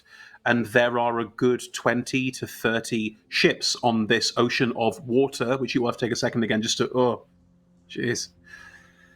And this dock space is very wide. You can see some of the sunlight now as you move out, and the sun is a bit dimmer here, and there's that faint red glow constantly from Athas in the sky. But as you look out, you can see that there are a great many boats in this harbour, and that quite a few of them, the Yuan-Ti, are packing with weaponry, armour themselves, and starting to sail them out to sea. There are quite a few of them leaving and moving out to sea, and they seem to be heading off in a general direction. You don't really understand where they're going or what they are doing, but they're definitely heading somewhere. There are still a good, 10, 20 ships at this dock, slowly being packed full of things. Snakes. They're loading little beg your snakes pardon? into big snakes. They're loading little snakes into big snakes, and those big snakes are guns and stuff. Yes, exactly, yes. Everything is snakes. The ships are snakes. You are snakes. Great. How Okay, tall are the Yuan-Ti? Are they different sizes? They are a variety of different sizes. Some of them are quite tall, where they're like more snake-like lower half of their body and can raise themselves quite high because of the musculature. Other ones are quite small, more sort of rickus-sized, and tend to have a lower slithering. Some of them have legs and snakes for arms. Some of them have long, elongated heads on necks. Quite a few of them, though, just look like generic humanoids with some snake-like features, scales, eyes, like some of the people you've encountered in the course of your adventure. Gross. Yeah, Can we I see? think- Sorry, go ahead, Cord. You please. You first. Stop it. Can we see which ship we think the Sirocco Part 2 is on? Sure. Roll me a perception check. I will help. I will hold my hand out and put it on your shoulder, and my eyes will then go white as I try to feel for the psychic orb. Excellent. Very good.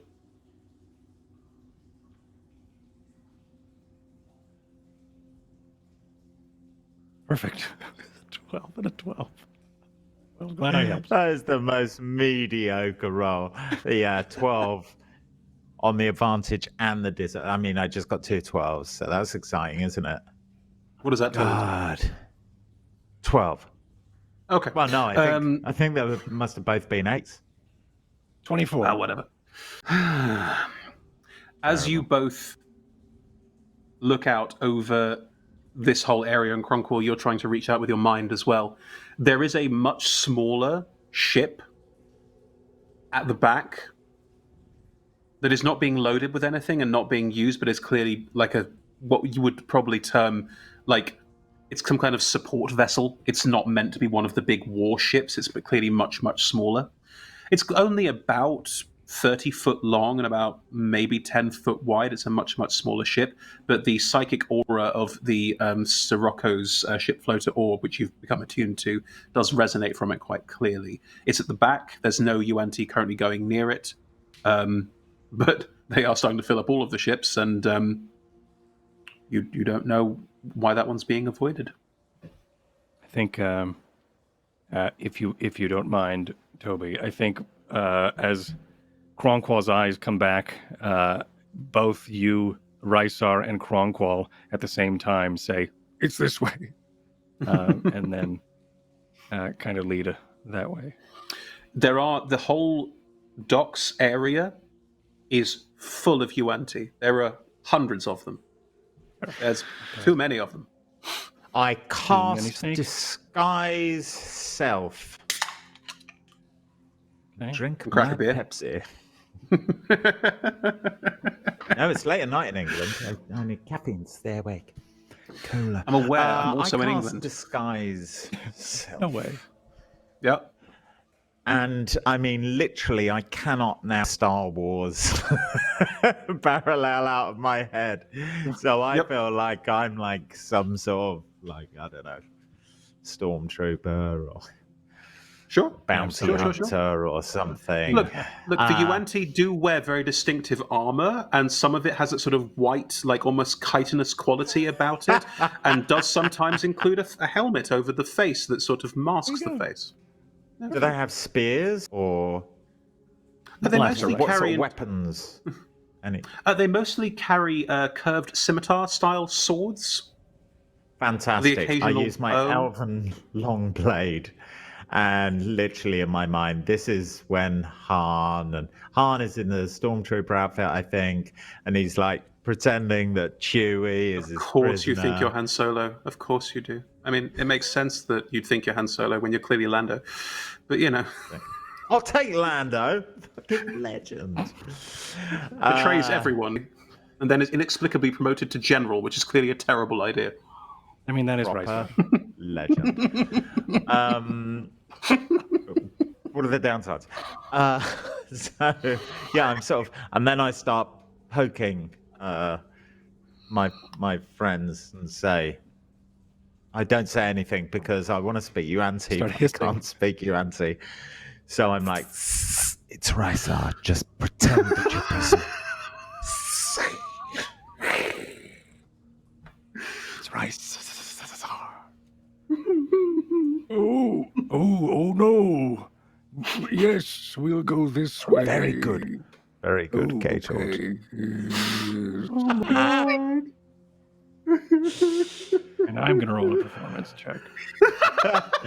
Well, you don't need to, because I'm going to do a social encounter, which I never use, with the entire Yuan-Ti race. And I'm going to fucking win it. Because that's the only thing Rysar's built for.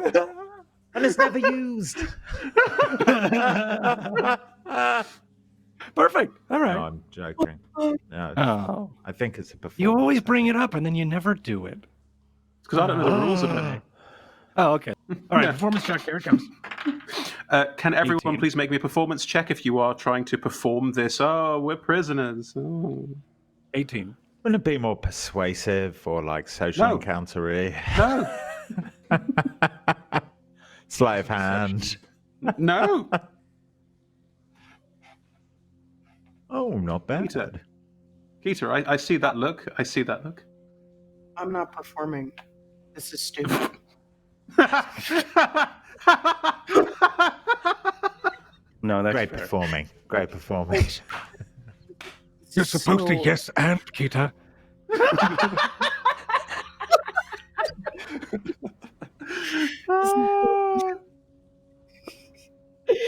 Come on, Kita, we're doing a thing. No. Stupid. Rickus, I think it's called a bit. Rickus is too sad. Yeah, that's fair. Okay. This works perfectly. I think Rysar's doing a thing, but we have to this is probably best for our safety. Yes, okay. I don't know. Okay, so Kronkle and Rice are taking lead on this while Keita and Riggis just follow. Yeah. As you all walk out into the space, Rysar, a Yuan-Ti, will move over towards you and say something in Yuan-Ti. Oh, perfect.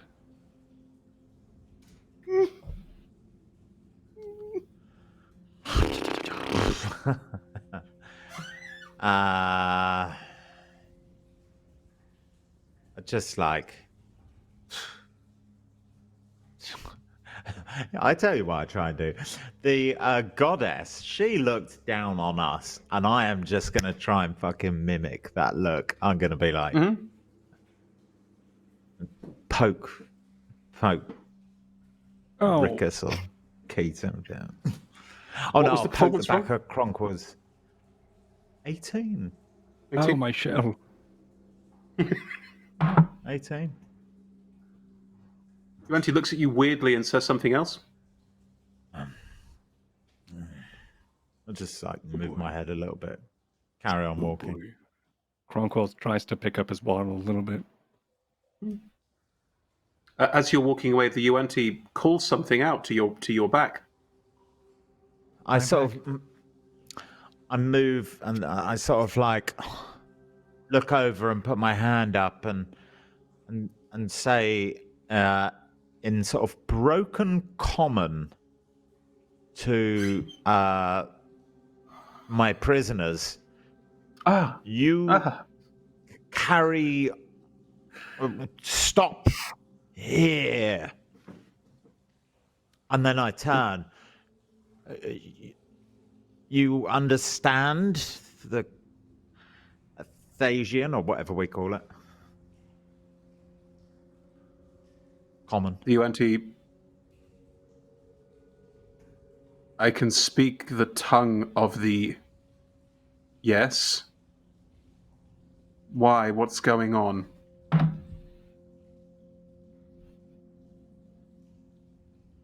What are you... Why are we speaking in this language? What are you doing? I just wanted to check you could understand this language so I could suggest that you stand over in that fucking corner and leave us alone. And I cast suggestion.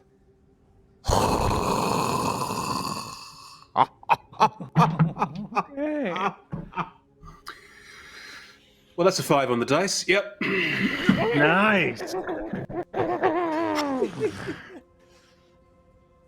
That's what we call a social encounter.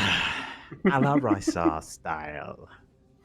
And I the Yuanti carry looks on at you moving. strangely and turns around and walks away. Another Yuanti says something in Yuanti to that Yuanti, who doesn't say anything and just goes over and walks and stands in the corner.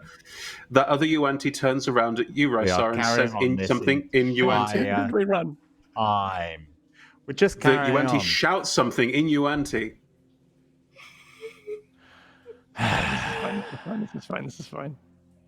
I just sort of like gesture them over as They I walk continue over. walking.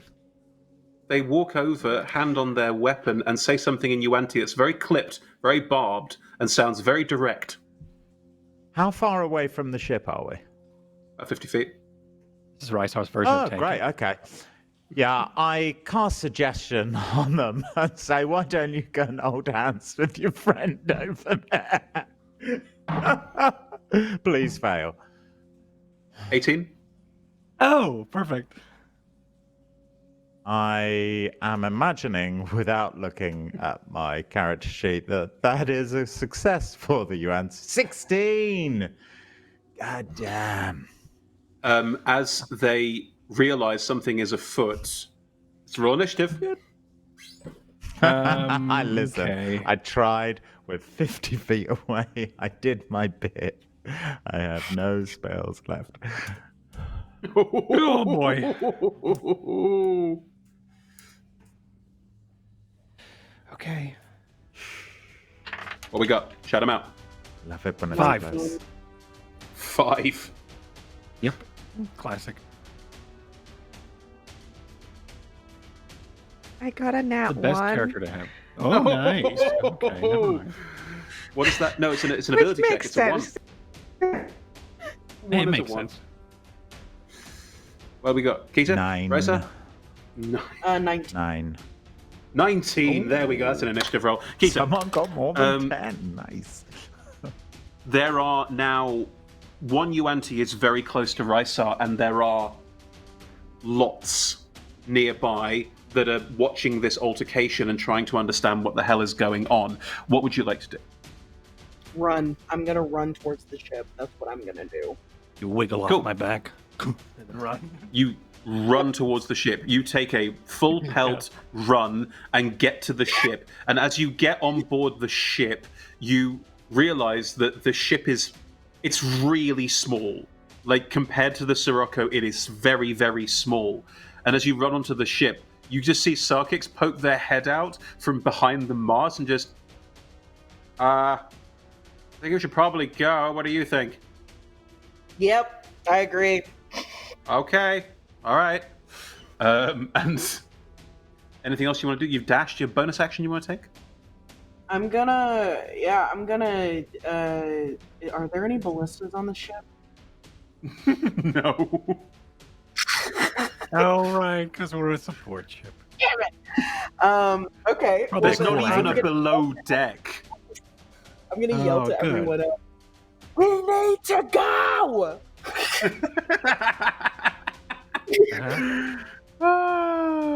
Right. Okay. Good. Lovely. Thank you, Keita.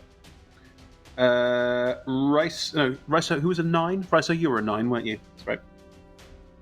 What do you want to do? There are lots and lots of UNT around you, and this might be a problem soon. Carrying on the bit, I go, fucking sprint for the ship. Do you disengage? This UNT's within 5 feet of you. Yeah, sure, yeah. If you disengage, you only go 30 feet, you can't get to the ship. So you quickly disengage from this person and just I run. am not disengaging then. I am sprinting. Aha! As you sprint, they're going to try and strike out at you with their scimitar as you run. 14? They slash, but you duck underneath and run as they slash out at you, and you are sprinting on board the ship. As you sprint onboard, you can see Keita's already there. You can see Sarkix is there as well. The ship floater orb, as you both look now, is... like, Sarkix has basically found a way to embed it in the hull, and it takes up most of the front of the ship, because the ship is so small. This is small. Yeah. I couldn't get a bigger one. I'm by myself. What do you want? Let's go. Let's go. Let's start When taking everyone's off. on board, Let's I'll go. get going. Yeah, fine. Okay, just, I don't know. Use the right. choke now. At the end of your turn, Raisa, Cronquil, Rickus, the UNT go before you. A great many UNT, we're talking about 5, are now running across the docks to find out what's going on, and the one that was striking out at Raisa, Cronquil, steps up and engages with you directly. Cool. Ooh, that's a 21 on the dice. Okay, that hits me. Of course it does, and that is 8 points of slashing damage as it steps up and slashes you, and shouts something in UNT behind it as the other 5 all start running up. Rickus, Cronquil, all 5 of them are now within 5 feet of you, and there are many more coming. My. Okay, 8, you said. I was just deciding what 8 I wanted points to of do with damage. Correct. that information. Okay. There is more shouting from behind, and you can see some UNT spellcasters are coming in. There's like an army of UNT now kind of flat-footed because they weren't expecting people to come running out the temple. They are definitely about to do shit. They are trying to grab you, trying to stop you. Lovely. Cronquil, what would you like to do? Yay. Okay. I can't get this thought out of my mind, so I'm going to do it. I think when he goes to swipe me with... Start your turn again, Cord. There's a background hum from you. There's a background hum coming from me. There's a weird background hum. Anybody else hear it? Is it the music? Hello? No. Still happening? There. Yes. Hello? Everyone else hear that? Oh, it's on my audio. Oh, hello? No, I can't hear my audio. There it is. Does anybody hear a humming coming That from me? sounds like a musical effect. Like Yeah. a ringing. That's just the music. I just turned my Still audio on happening? and off, and I can still hear it. Yeah. But it's only when I'm speaking. No, it's not. That's the background music, not the battle music. It's Is that still happening? Ah, that's what it was. Okay. It's gone now. Yeah. Sorry about that. Hold on. It sounded weird and discordant. And it wasn't corded. Let me just mark this down. Sorry, God.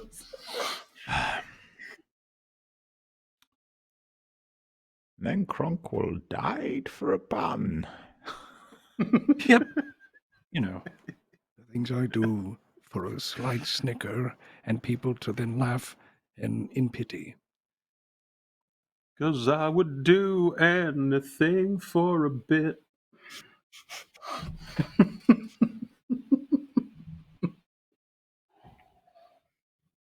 We all know someone like that. We do. And his name is Cord. All right, I'm ready. I think. Let me reset the music to where it was. I think that's a lot. Okay. Do a Palpatine. No. Right. Cronkwall. All right. So, What would like you I like said, to do?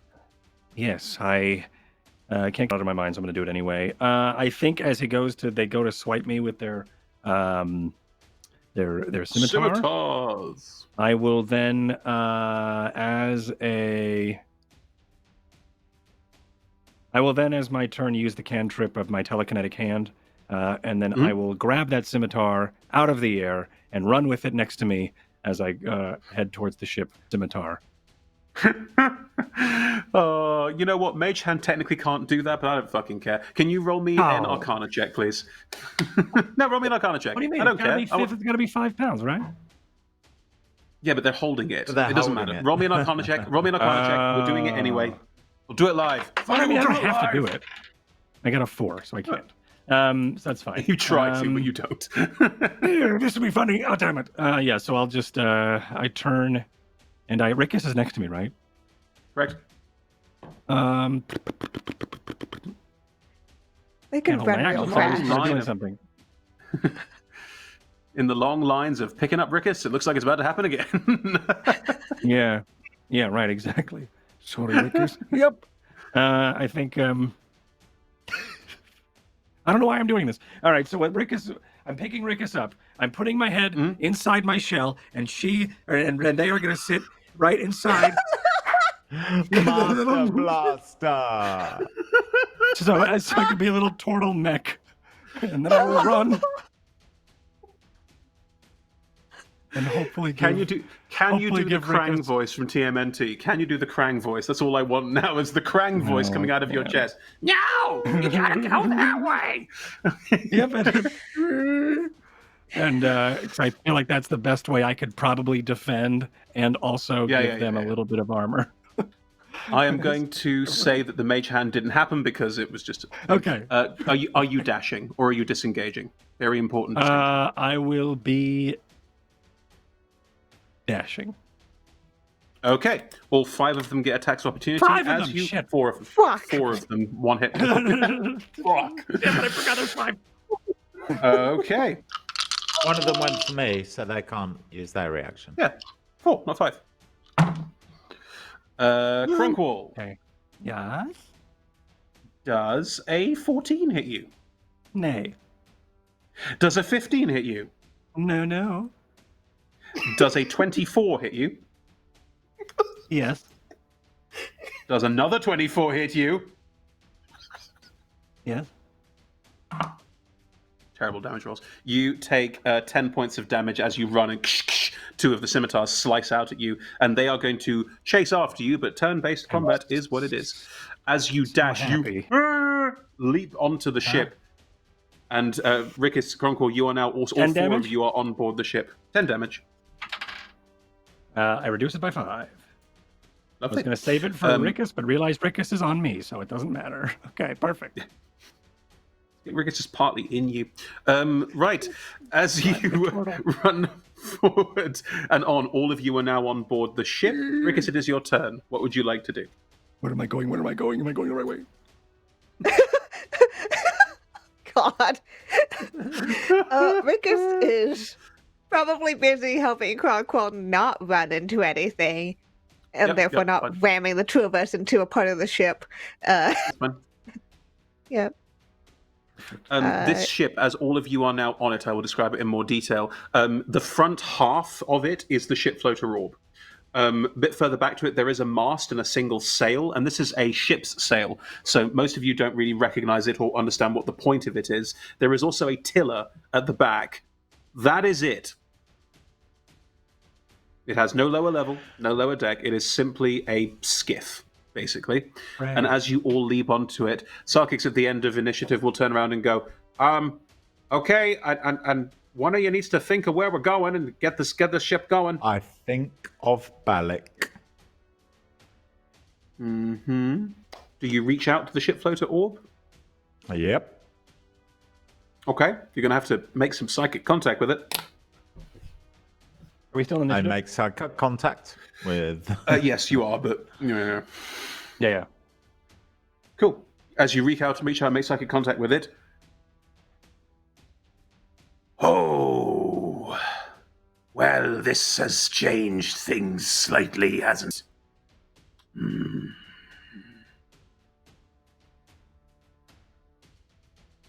Take us to Balak.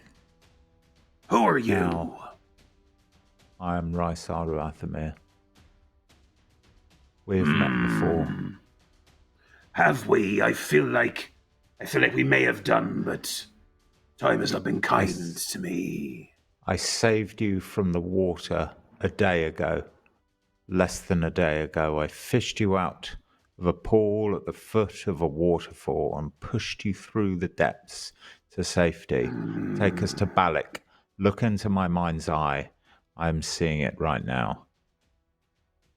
Balak. Tell me of Balak. The city of sails, the city of trade. Once it was under the shadow of the tyrannous sorcerer-king Androponus, known as Caesar, in olden times known as the Slayer of Elves. No more is that shadow cast. We will be free. However, first, a war must be fought, blood must be spilt, and we must be victorious. Balak, city of sails, city of sand, city of trade, city of the merchant houses, city that I and many of my people call home. Take us to sweet, harsh Balak, the greatest city of Athas. All right. Didn't ask for your life story. All right, here we go. Next stop, Balak. And the ship starts speeding up and moving through the water. As it does from behind you, arrows doom, doom, doom, hit the side of the ship. One tears through the sail. A magic spell is cast and crackles across the bow of the ship. You are all just ducking down from this assault. As the ship passes through the water, it starts slowly to float and rises 5-10 feet into the air above the surface of the water. And the water sort of seems to almost part in front of it, like there's some pressure downwards on the water ahead. And as the ship moves through, you get that strange effect of the Land Between the Winds that you've experienced before, and vanishes. And you are all passing through this strange, grey, shapeless, amorphous space you've passed through before, as the ship tears through this in-between space, making its way back towards home. You have a moment as it passes. What do you all do?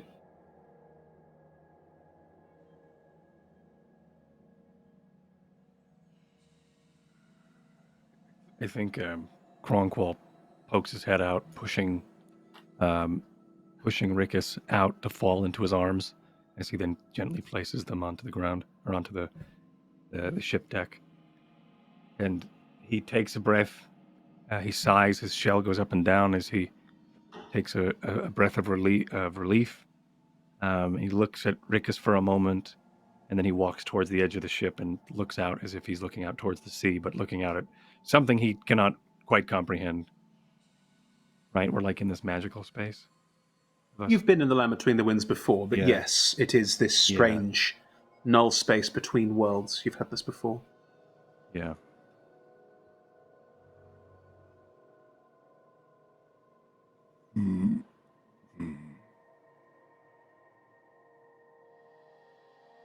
Rickus, Kita. He turns slowly to look at both of you. I regret to inform you that though I was doing my best to protect those I swore to, I could not have outdone the legendary maneuvers of those who have fallen today. Gulag has protected us all, and he is the reason why we are able to be here. As he tries to wipe something from his scales.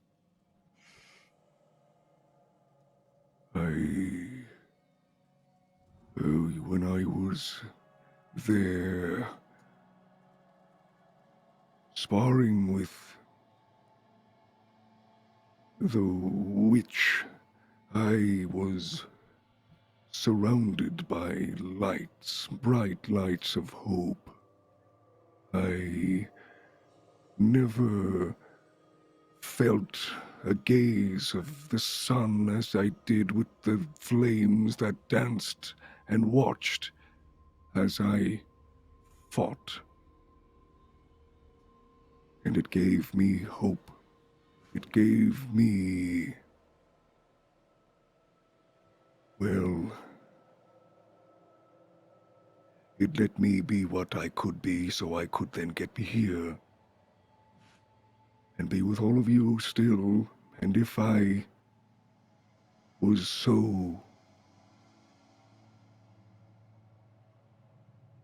if I was to drown in that moment, it would be me that would not be standing here. One of those flames was snuffed, and it pained me more than I have ever felt pain before. And that's when I knew that we should run.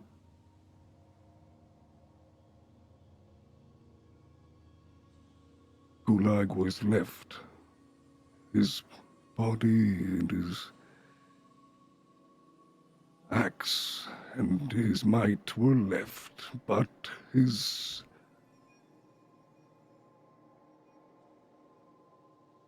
Gulag is here. In all of us.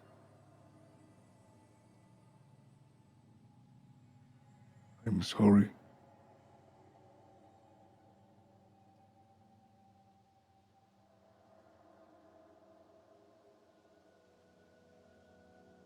I feel like this is my fault.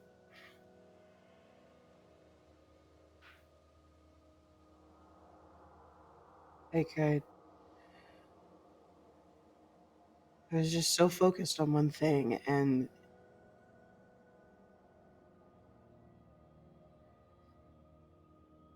if I hadn't killed Caesar, he would still be here.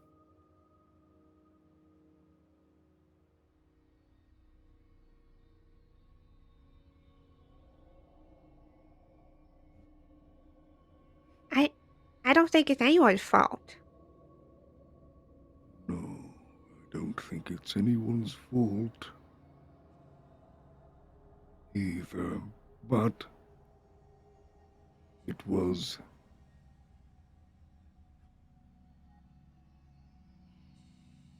Gulag who brought us here. I've just recalling every encounter we have been through, and I've just am seeing every heroic moment of the largest heart that has been held and pumping within all of us.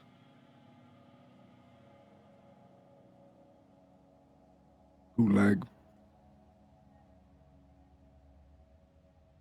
was a hero for us and for Balik. As he kind of looks towards Rysar in agreement.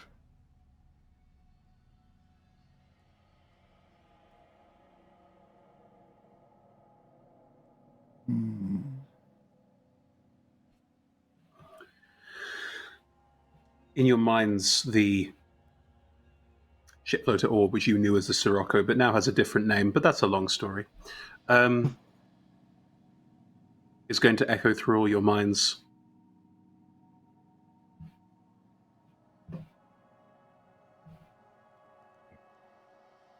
When I lose someone, I make them a part of me.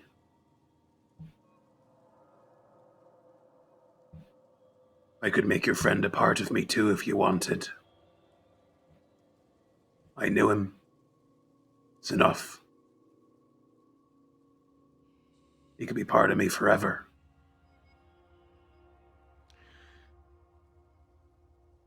You say you knew Gulag, and yet you wish to make him a ghost. He didn't like ghosts. He doesn't like ghosts. He'd probably be scared of himself for a while. Oh. I don't know if he would be okay with that. How long? Do you need an answer now? As it kind of echoes towards the wherever. No. Once you travel with me, you're part of me. I can tap into that and make an echo. And the deck of the ship, you've seen some of these echoes before, but you're suddenly aware that this tiny ship, it's almost like you're sharing space with 5, 10, 15, 20, like the number keeps getting bigger and bigger. And it's almost like different faces swim in and out. You see some of the people you first encountered when you came on board the ship. You see other faces that you don't recognize. Thousands of people, many, many lifetimes of people fade in and out and around this tiny ship. And Sarkix at the back is just standing in the midst of all of them, looking around.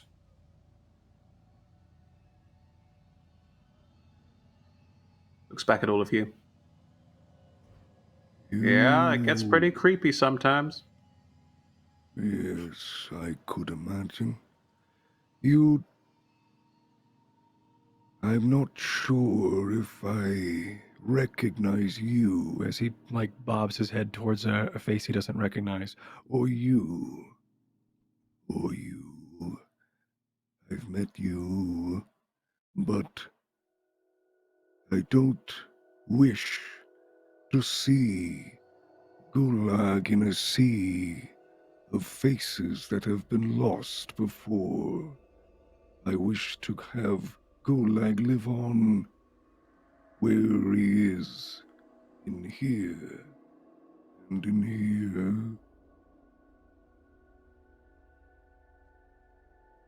And not an echo of one that is so glorious.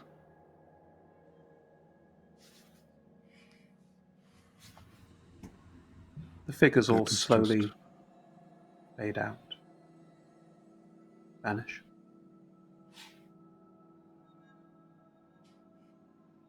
But we'll get back to you if we want to change our minds. As he kind of looks around at everybody to check in with them.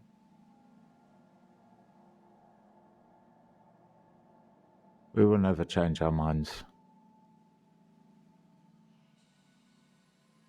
If I still draw breath, and you bring that giant of a creature back as a shade, I'll be your new Kraken. Orb. Right, you are. Echoes through all your minds. And it's just the 4 of you, well, 5, including Sarkix, on the deck once more. I also don't know if this ship could hold. Gulag As he tries to break the. is far too large. Yeah, it's a step down. I'll give you that, but we'll find a new one. Oh, where does the trick for now? Hmm.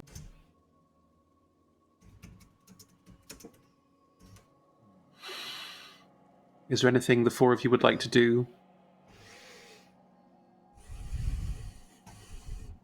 Long rest. Oh yeah, and Saren.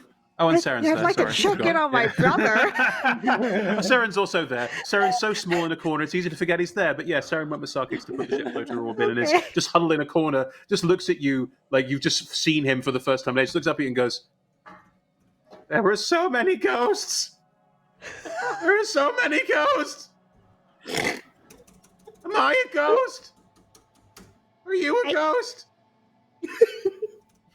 Where's Rickett looks down Cromwell?" at themselves. Who they're still coated in now drying blood. Yeah. I'm pretty sure we're not ghosts. Okay. Let's keep it that way. All right.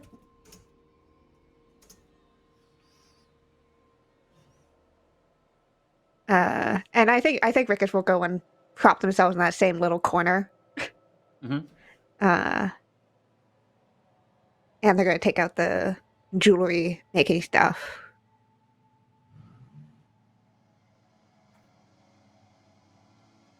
And they're gonna make a replica of what they gave Gulag.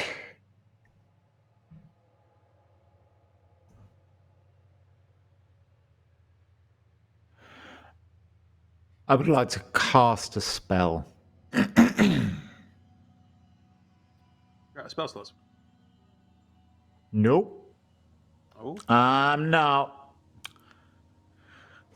I'm out of second level spell slots, and I might have like one first level spell slot. I'm not sure.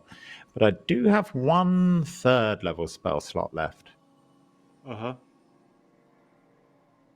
And I would like to cast, I'd like to use it to attempt to cast Sending. Mm-hmm. And I would like to cast Sending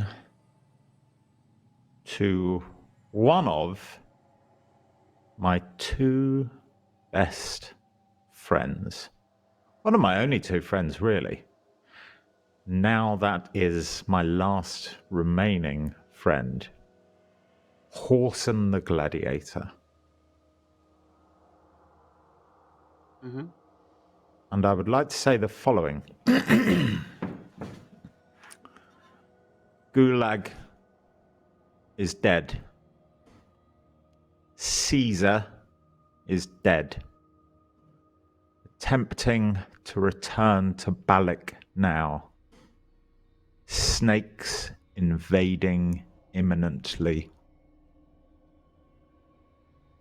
Rally defenses, friend. High Praetor Nadia, traitor, working for them.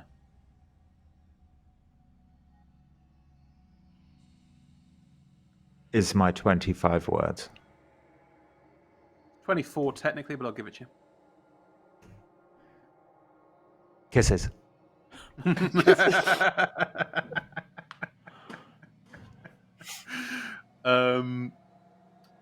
Because you're in the land between the winds, that won't get to Horson until the start of the next episode of Obsidian Spire. Perfect timing. Which also means he can't respond to it until the beginning of the next episode. Until 2 weeks from now. He can send me one, I can send him one, he can send me one. Also, can't cast any. Cool. You share that information with Horson, and we'll see how that affects Obsidian Spire. Lovely.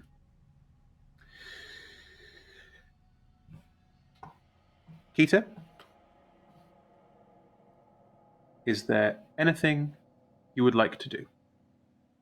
Anything you're thinking about now that you've had a moment to breathe?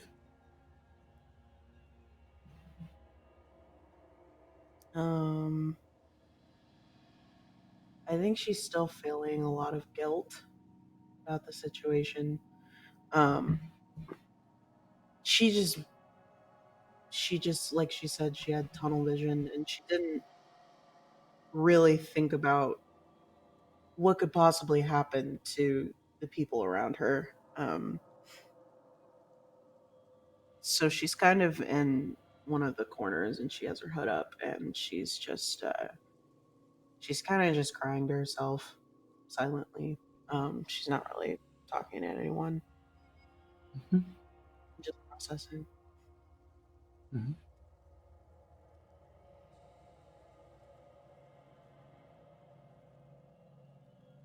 I think Kronqual tries to. I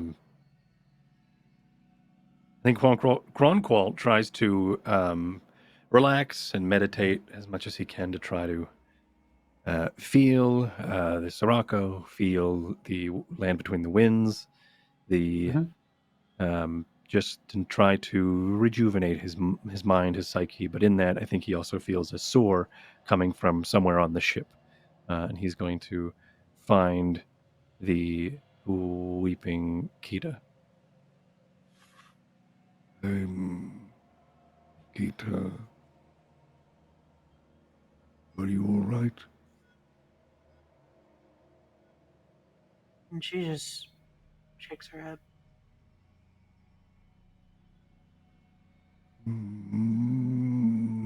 Would you like to talk about it? And I think he goes to sit down, and his legs kick out from under his shell, and he sits down next to you.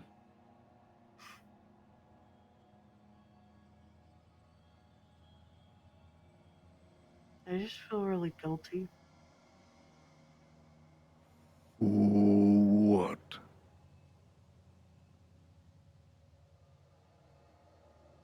I don't know, like,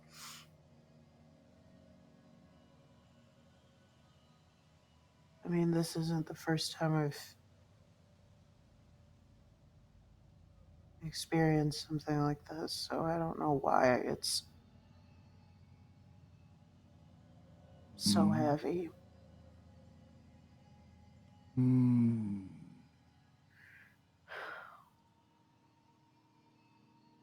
I just could have prevented. I could have prevented Kulak from getting hurt, and I didn't because I was selfish, and I was only thinking about myself. Because that's just what I mean. So I don't think you were thinking about yourself. You were very passionate in the moment, yes, but that doesn't mean it was only about you. What was it that made you so passionate about killing Caesar? Was it the people who have been hurt by his rule? Has it been our journey? Has it been us? Caesar destroyed my home.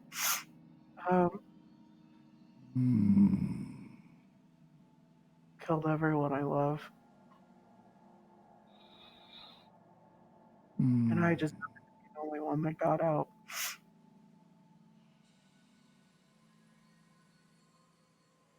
That is admirable. I too lost my family and my kin, but not to a sorcerer-king, but to a creature known as the dragon. And I have spent every step, every waking moment, finding the path that'll lead me to what you were able to accomplish for you and your kin. Though it is gruesome, and though it is ending someone's life, but it is also rekindling the fires of love and memory of those who have passed. If the Sirocco could give me a moment, And please come with me. and he stands up, tries to, and takes a little bit, but he does stand up and he holds his hand out towards yours. She goes ahead and takes it. Come with me. And he holds his hand up to the Sirocco orb, or the orb itself, and he goes, You must trust me. and he checks in with you before he puts your palm against the Sirocco. And he asks the Sirocco, without any words, to then project the echoes of Kita's lost people. Just for a moment.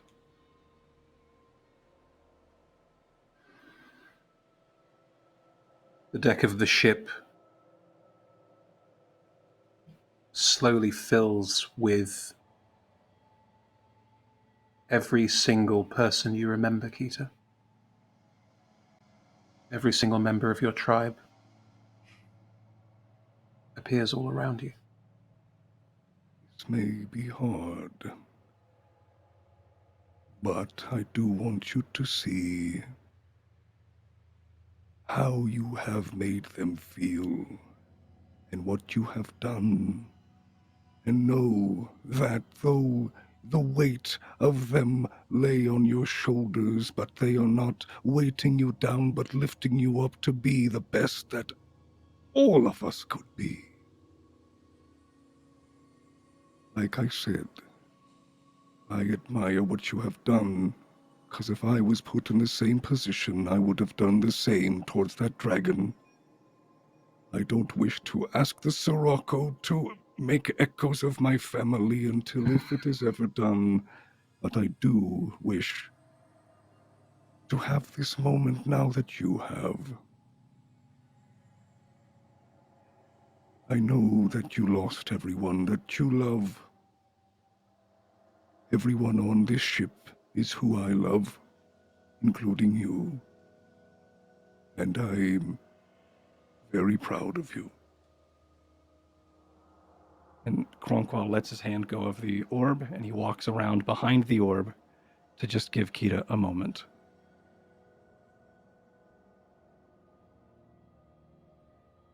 Kita is absolutely gonna go over to Kronkwall and just hug him. As he holds and his neck cranes and rests on your shoulder. There.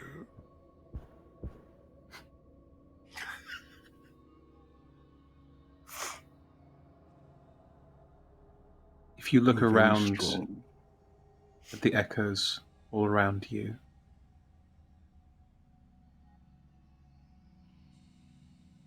they are smiling.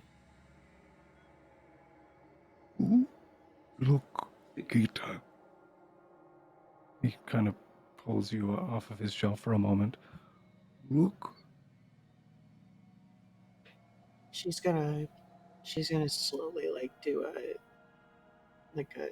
almost a 360. Like she has to go around, and then I think when she sees her parents, that's when she finally genuinely smiles. I feel like Kita hasn't done that this entire time. And she just smiles.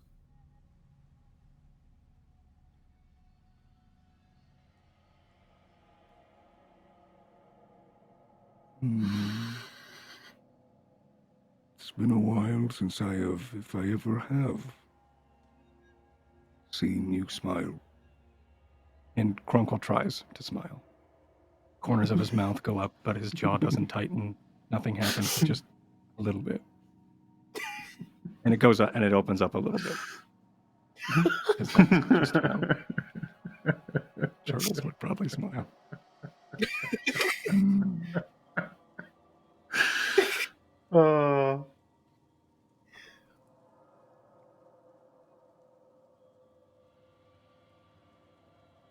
Thank you. Is there anything else? Yeah. Is there anything else anyone would like to do before we get to Balak?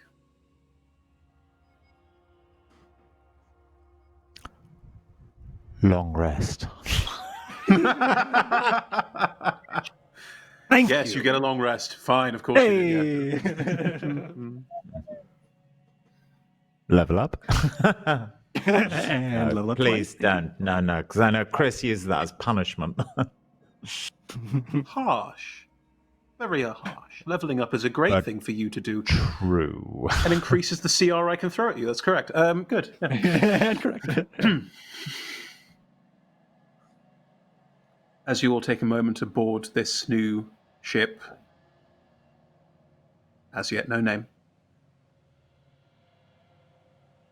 and as you all get a chance to rest aboard the ship, once you are all fighting fit, you will pass through the land between the winds and will appear flying high above Balak.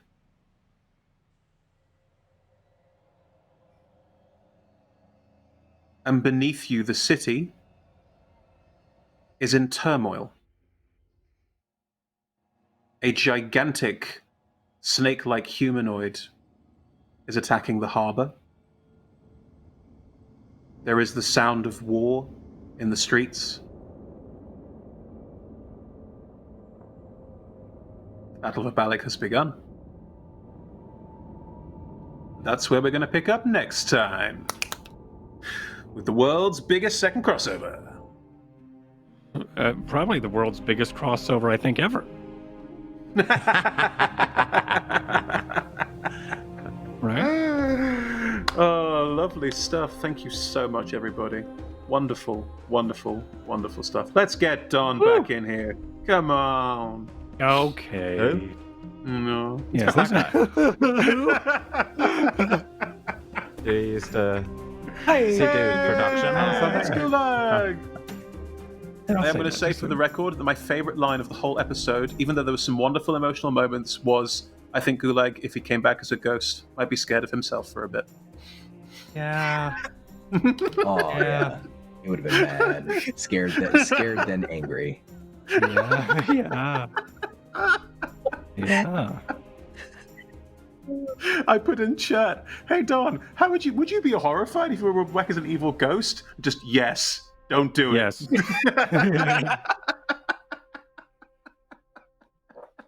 I love it. Okay, let's check in with everyone. How's everybody doing? Starting with Gulag. Don, how's it going? You good? Yeah, I'm good. I enjoyed that episode. I did not expect to die. I never do. But you have 9 hit points and you gave a divine word. That's what happens sometimes.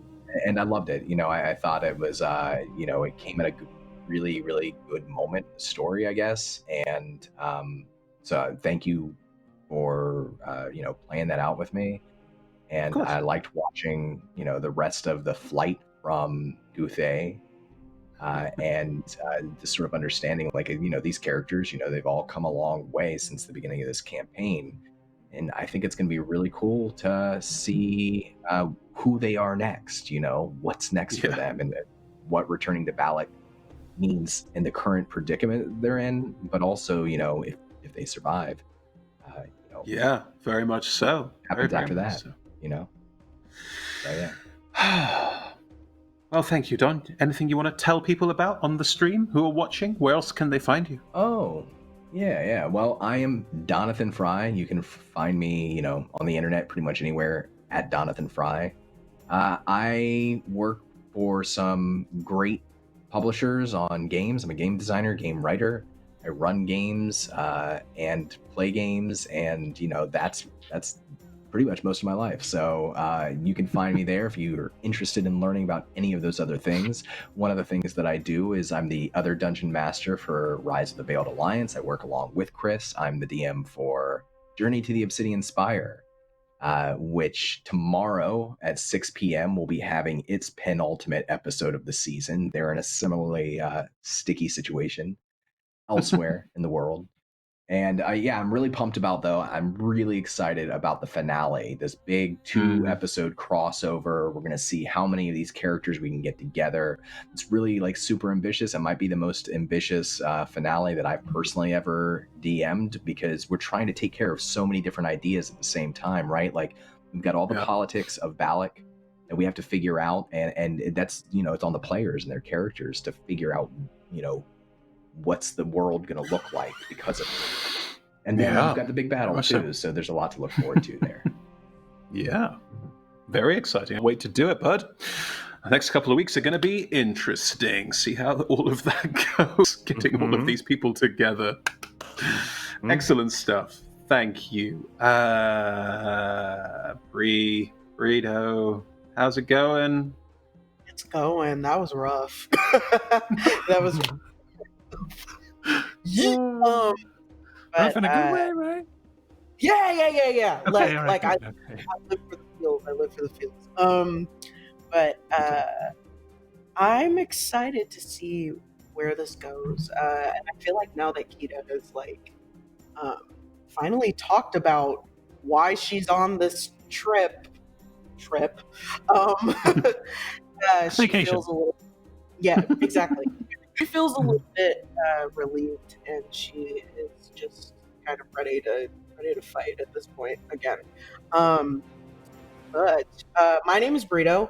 You can find me on Twitter at Burrito_. I am currently in a TPK campaign with Frost Maiden, which is a lot of fun. That game is intense. It's intense. I've never played something so survival driven and like that.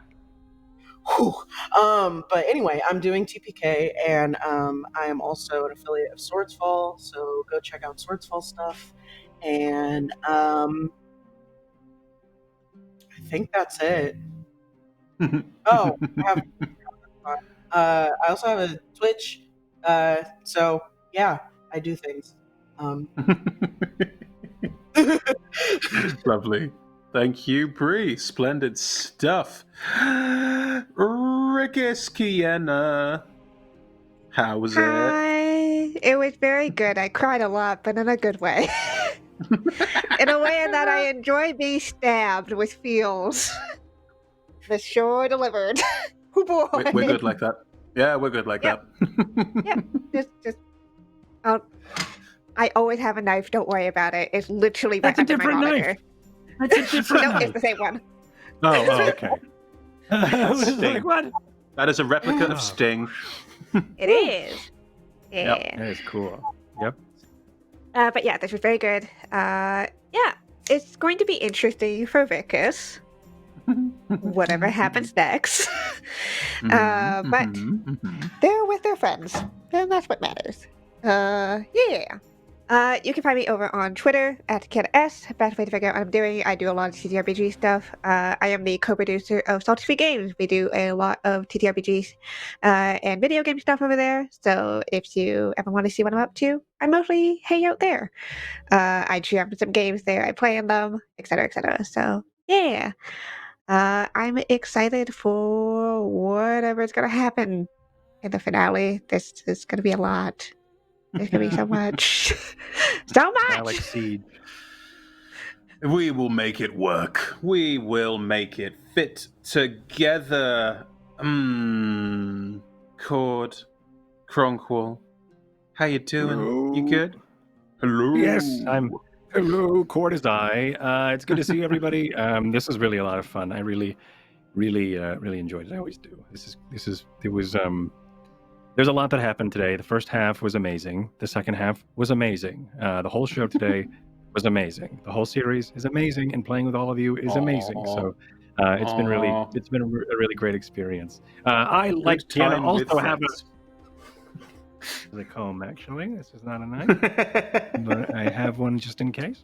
But Can we stop wielding weapons, please? This is a thing. What do you mean? Well, hold on. I've got a whole wall behind me of things. I am not the this kind of wonderful. TTRPG who has weapons. It's not me. But yes. They're props. Okay, they're props. But this has been wonderful. Really, really great moments today.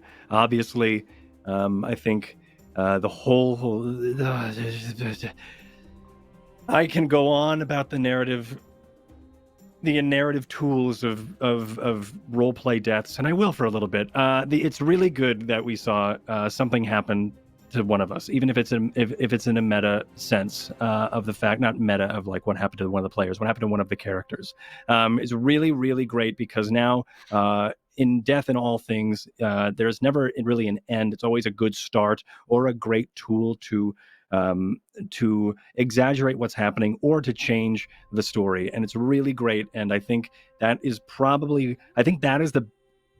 the thing that we could have done to bring us all together, and that's what Gulag always wanted, is of us to all work together. So it was just an amazing gift to have that happen. I know that it was dice rolls are crazy and dice rolls are plenty, but it was just so poetic that it happened the way it did. And it happened to Gulag. It's just really beautiful. Everybody played it off so well. Don, you're amazing. That whole thing was so cool. And it was just really, really, really great. And I'm so happy that I was able to get a scene with Kita about it all. And that just the touching moments to really just resonate with Kita as Kronqual and to then like finally sit down and get on her level and just talk about what's going on, and that was just really great. So anyway, it was just a magical day inside the mind of me when playing this. So just thank you everybody for being a part of it. It was super cool. I can't wait for more. If you want to see more of me and see what I'm up to, follow me on twitter.com/mythematic. I would say all the things that I'm doing, but you should just follow me on Twitter and make sure you're watching what I'm doing. So I've got a lot of things coming up, and I do a lot of things on the internet. One of those is being my Patreon is being launched soon, where I will be doing more D&D things and more D&D world building.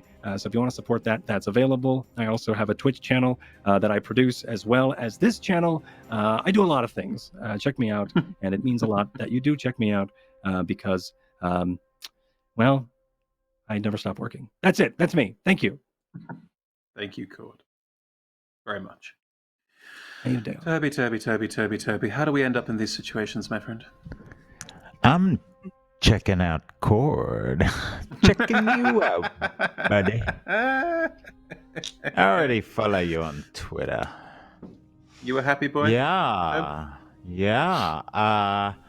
Kiana, just so you know, I noticed that replica of Sting you've got. The extra special magical power that Sting's got, which I don't talk about in Lord of the Rings, is you can cast a message in a bottle with it. Moving on. Oh no. Fuck off, Toby.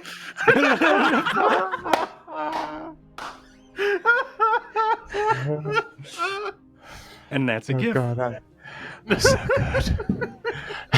Sounds so good. Thing is, I never compliment you because there's no need. You compliment yourself so often that it would just add fuel to the fire. I started this. The people who follow Failed Lines from the beginning know that before I started this campaign, I had never dungeon mastered myself before, and since starting this, I do now have a home game which I DM. And the last game we played, I think I literally said, "I'm such a good DM," like 3 times.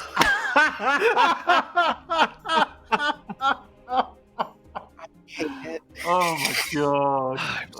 I'm not going to big up my social media. I'm not going to say how good a DM I am. All I'm going to say is Gulag. Friend Gulag. Literally, like one of Rysar's 2 friends. ever. The big guy's down. Gulag is dead. Long live Gulag. Great plan, Anything you want to pitch or thanks. plug, Debbie? Anything you want to pitch or No. plug? Okay. Cool. Follow Don. Follow Don on social media. Yeah, follow That's Don. great. Follow follow Johnny Don. Don's Big great. Guns. He's still alive. Johnny Big Guns. Yeah. Right. I will also not waffle about all the things that I do. But thank you, everyone. A marvelous, marvelous game. Much like Cord, you can follow me on Twitter. Follow LFM. That's LFM Network. Follow Veiled Alliance. Follow Roll Together. These are all companies I work for who all do marvelous TTRPG stuff in this sphere. And it's wonderful to be able to do it in this way with all of these amazing, amazing people, especially after today. Anywho, let us go. Thank you very much, everyone, for joining us. As always, many thanks for with us on YouTube, on Twitch, on all of the other places where you could have seen this show, the podcast that never materialized, all of these places where you could engage with us. Thank you so much for engaging with us and watching the show. And join us for the grand finale from next week, where all of the pieces come together into one final complicated melange that will surely end this clearly, precisely, and cleanly. Many thanks to Lambert House, Dark Dice, Level Up Dice. Many thanks to Wormwood Gaming and Warriors of Waterdeep, which is a lovely D&D game you can play on your phone. Do download and check it out. Can recommend. That's it from us, my loves. We will see you all soon. Have a lovely week. And goodbye for now.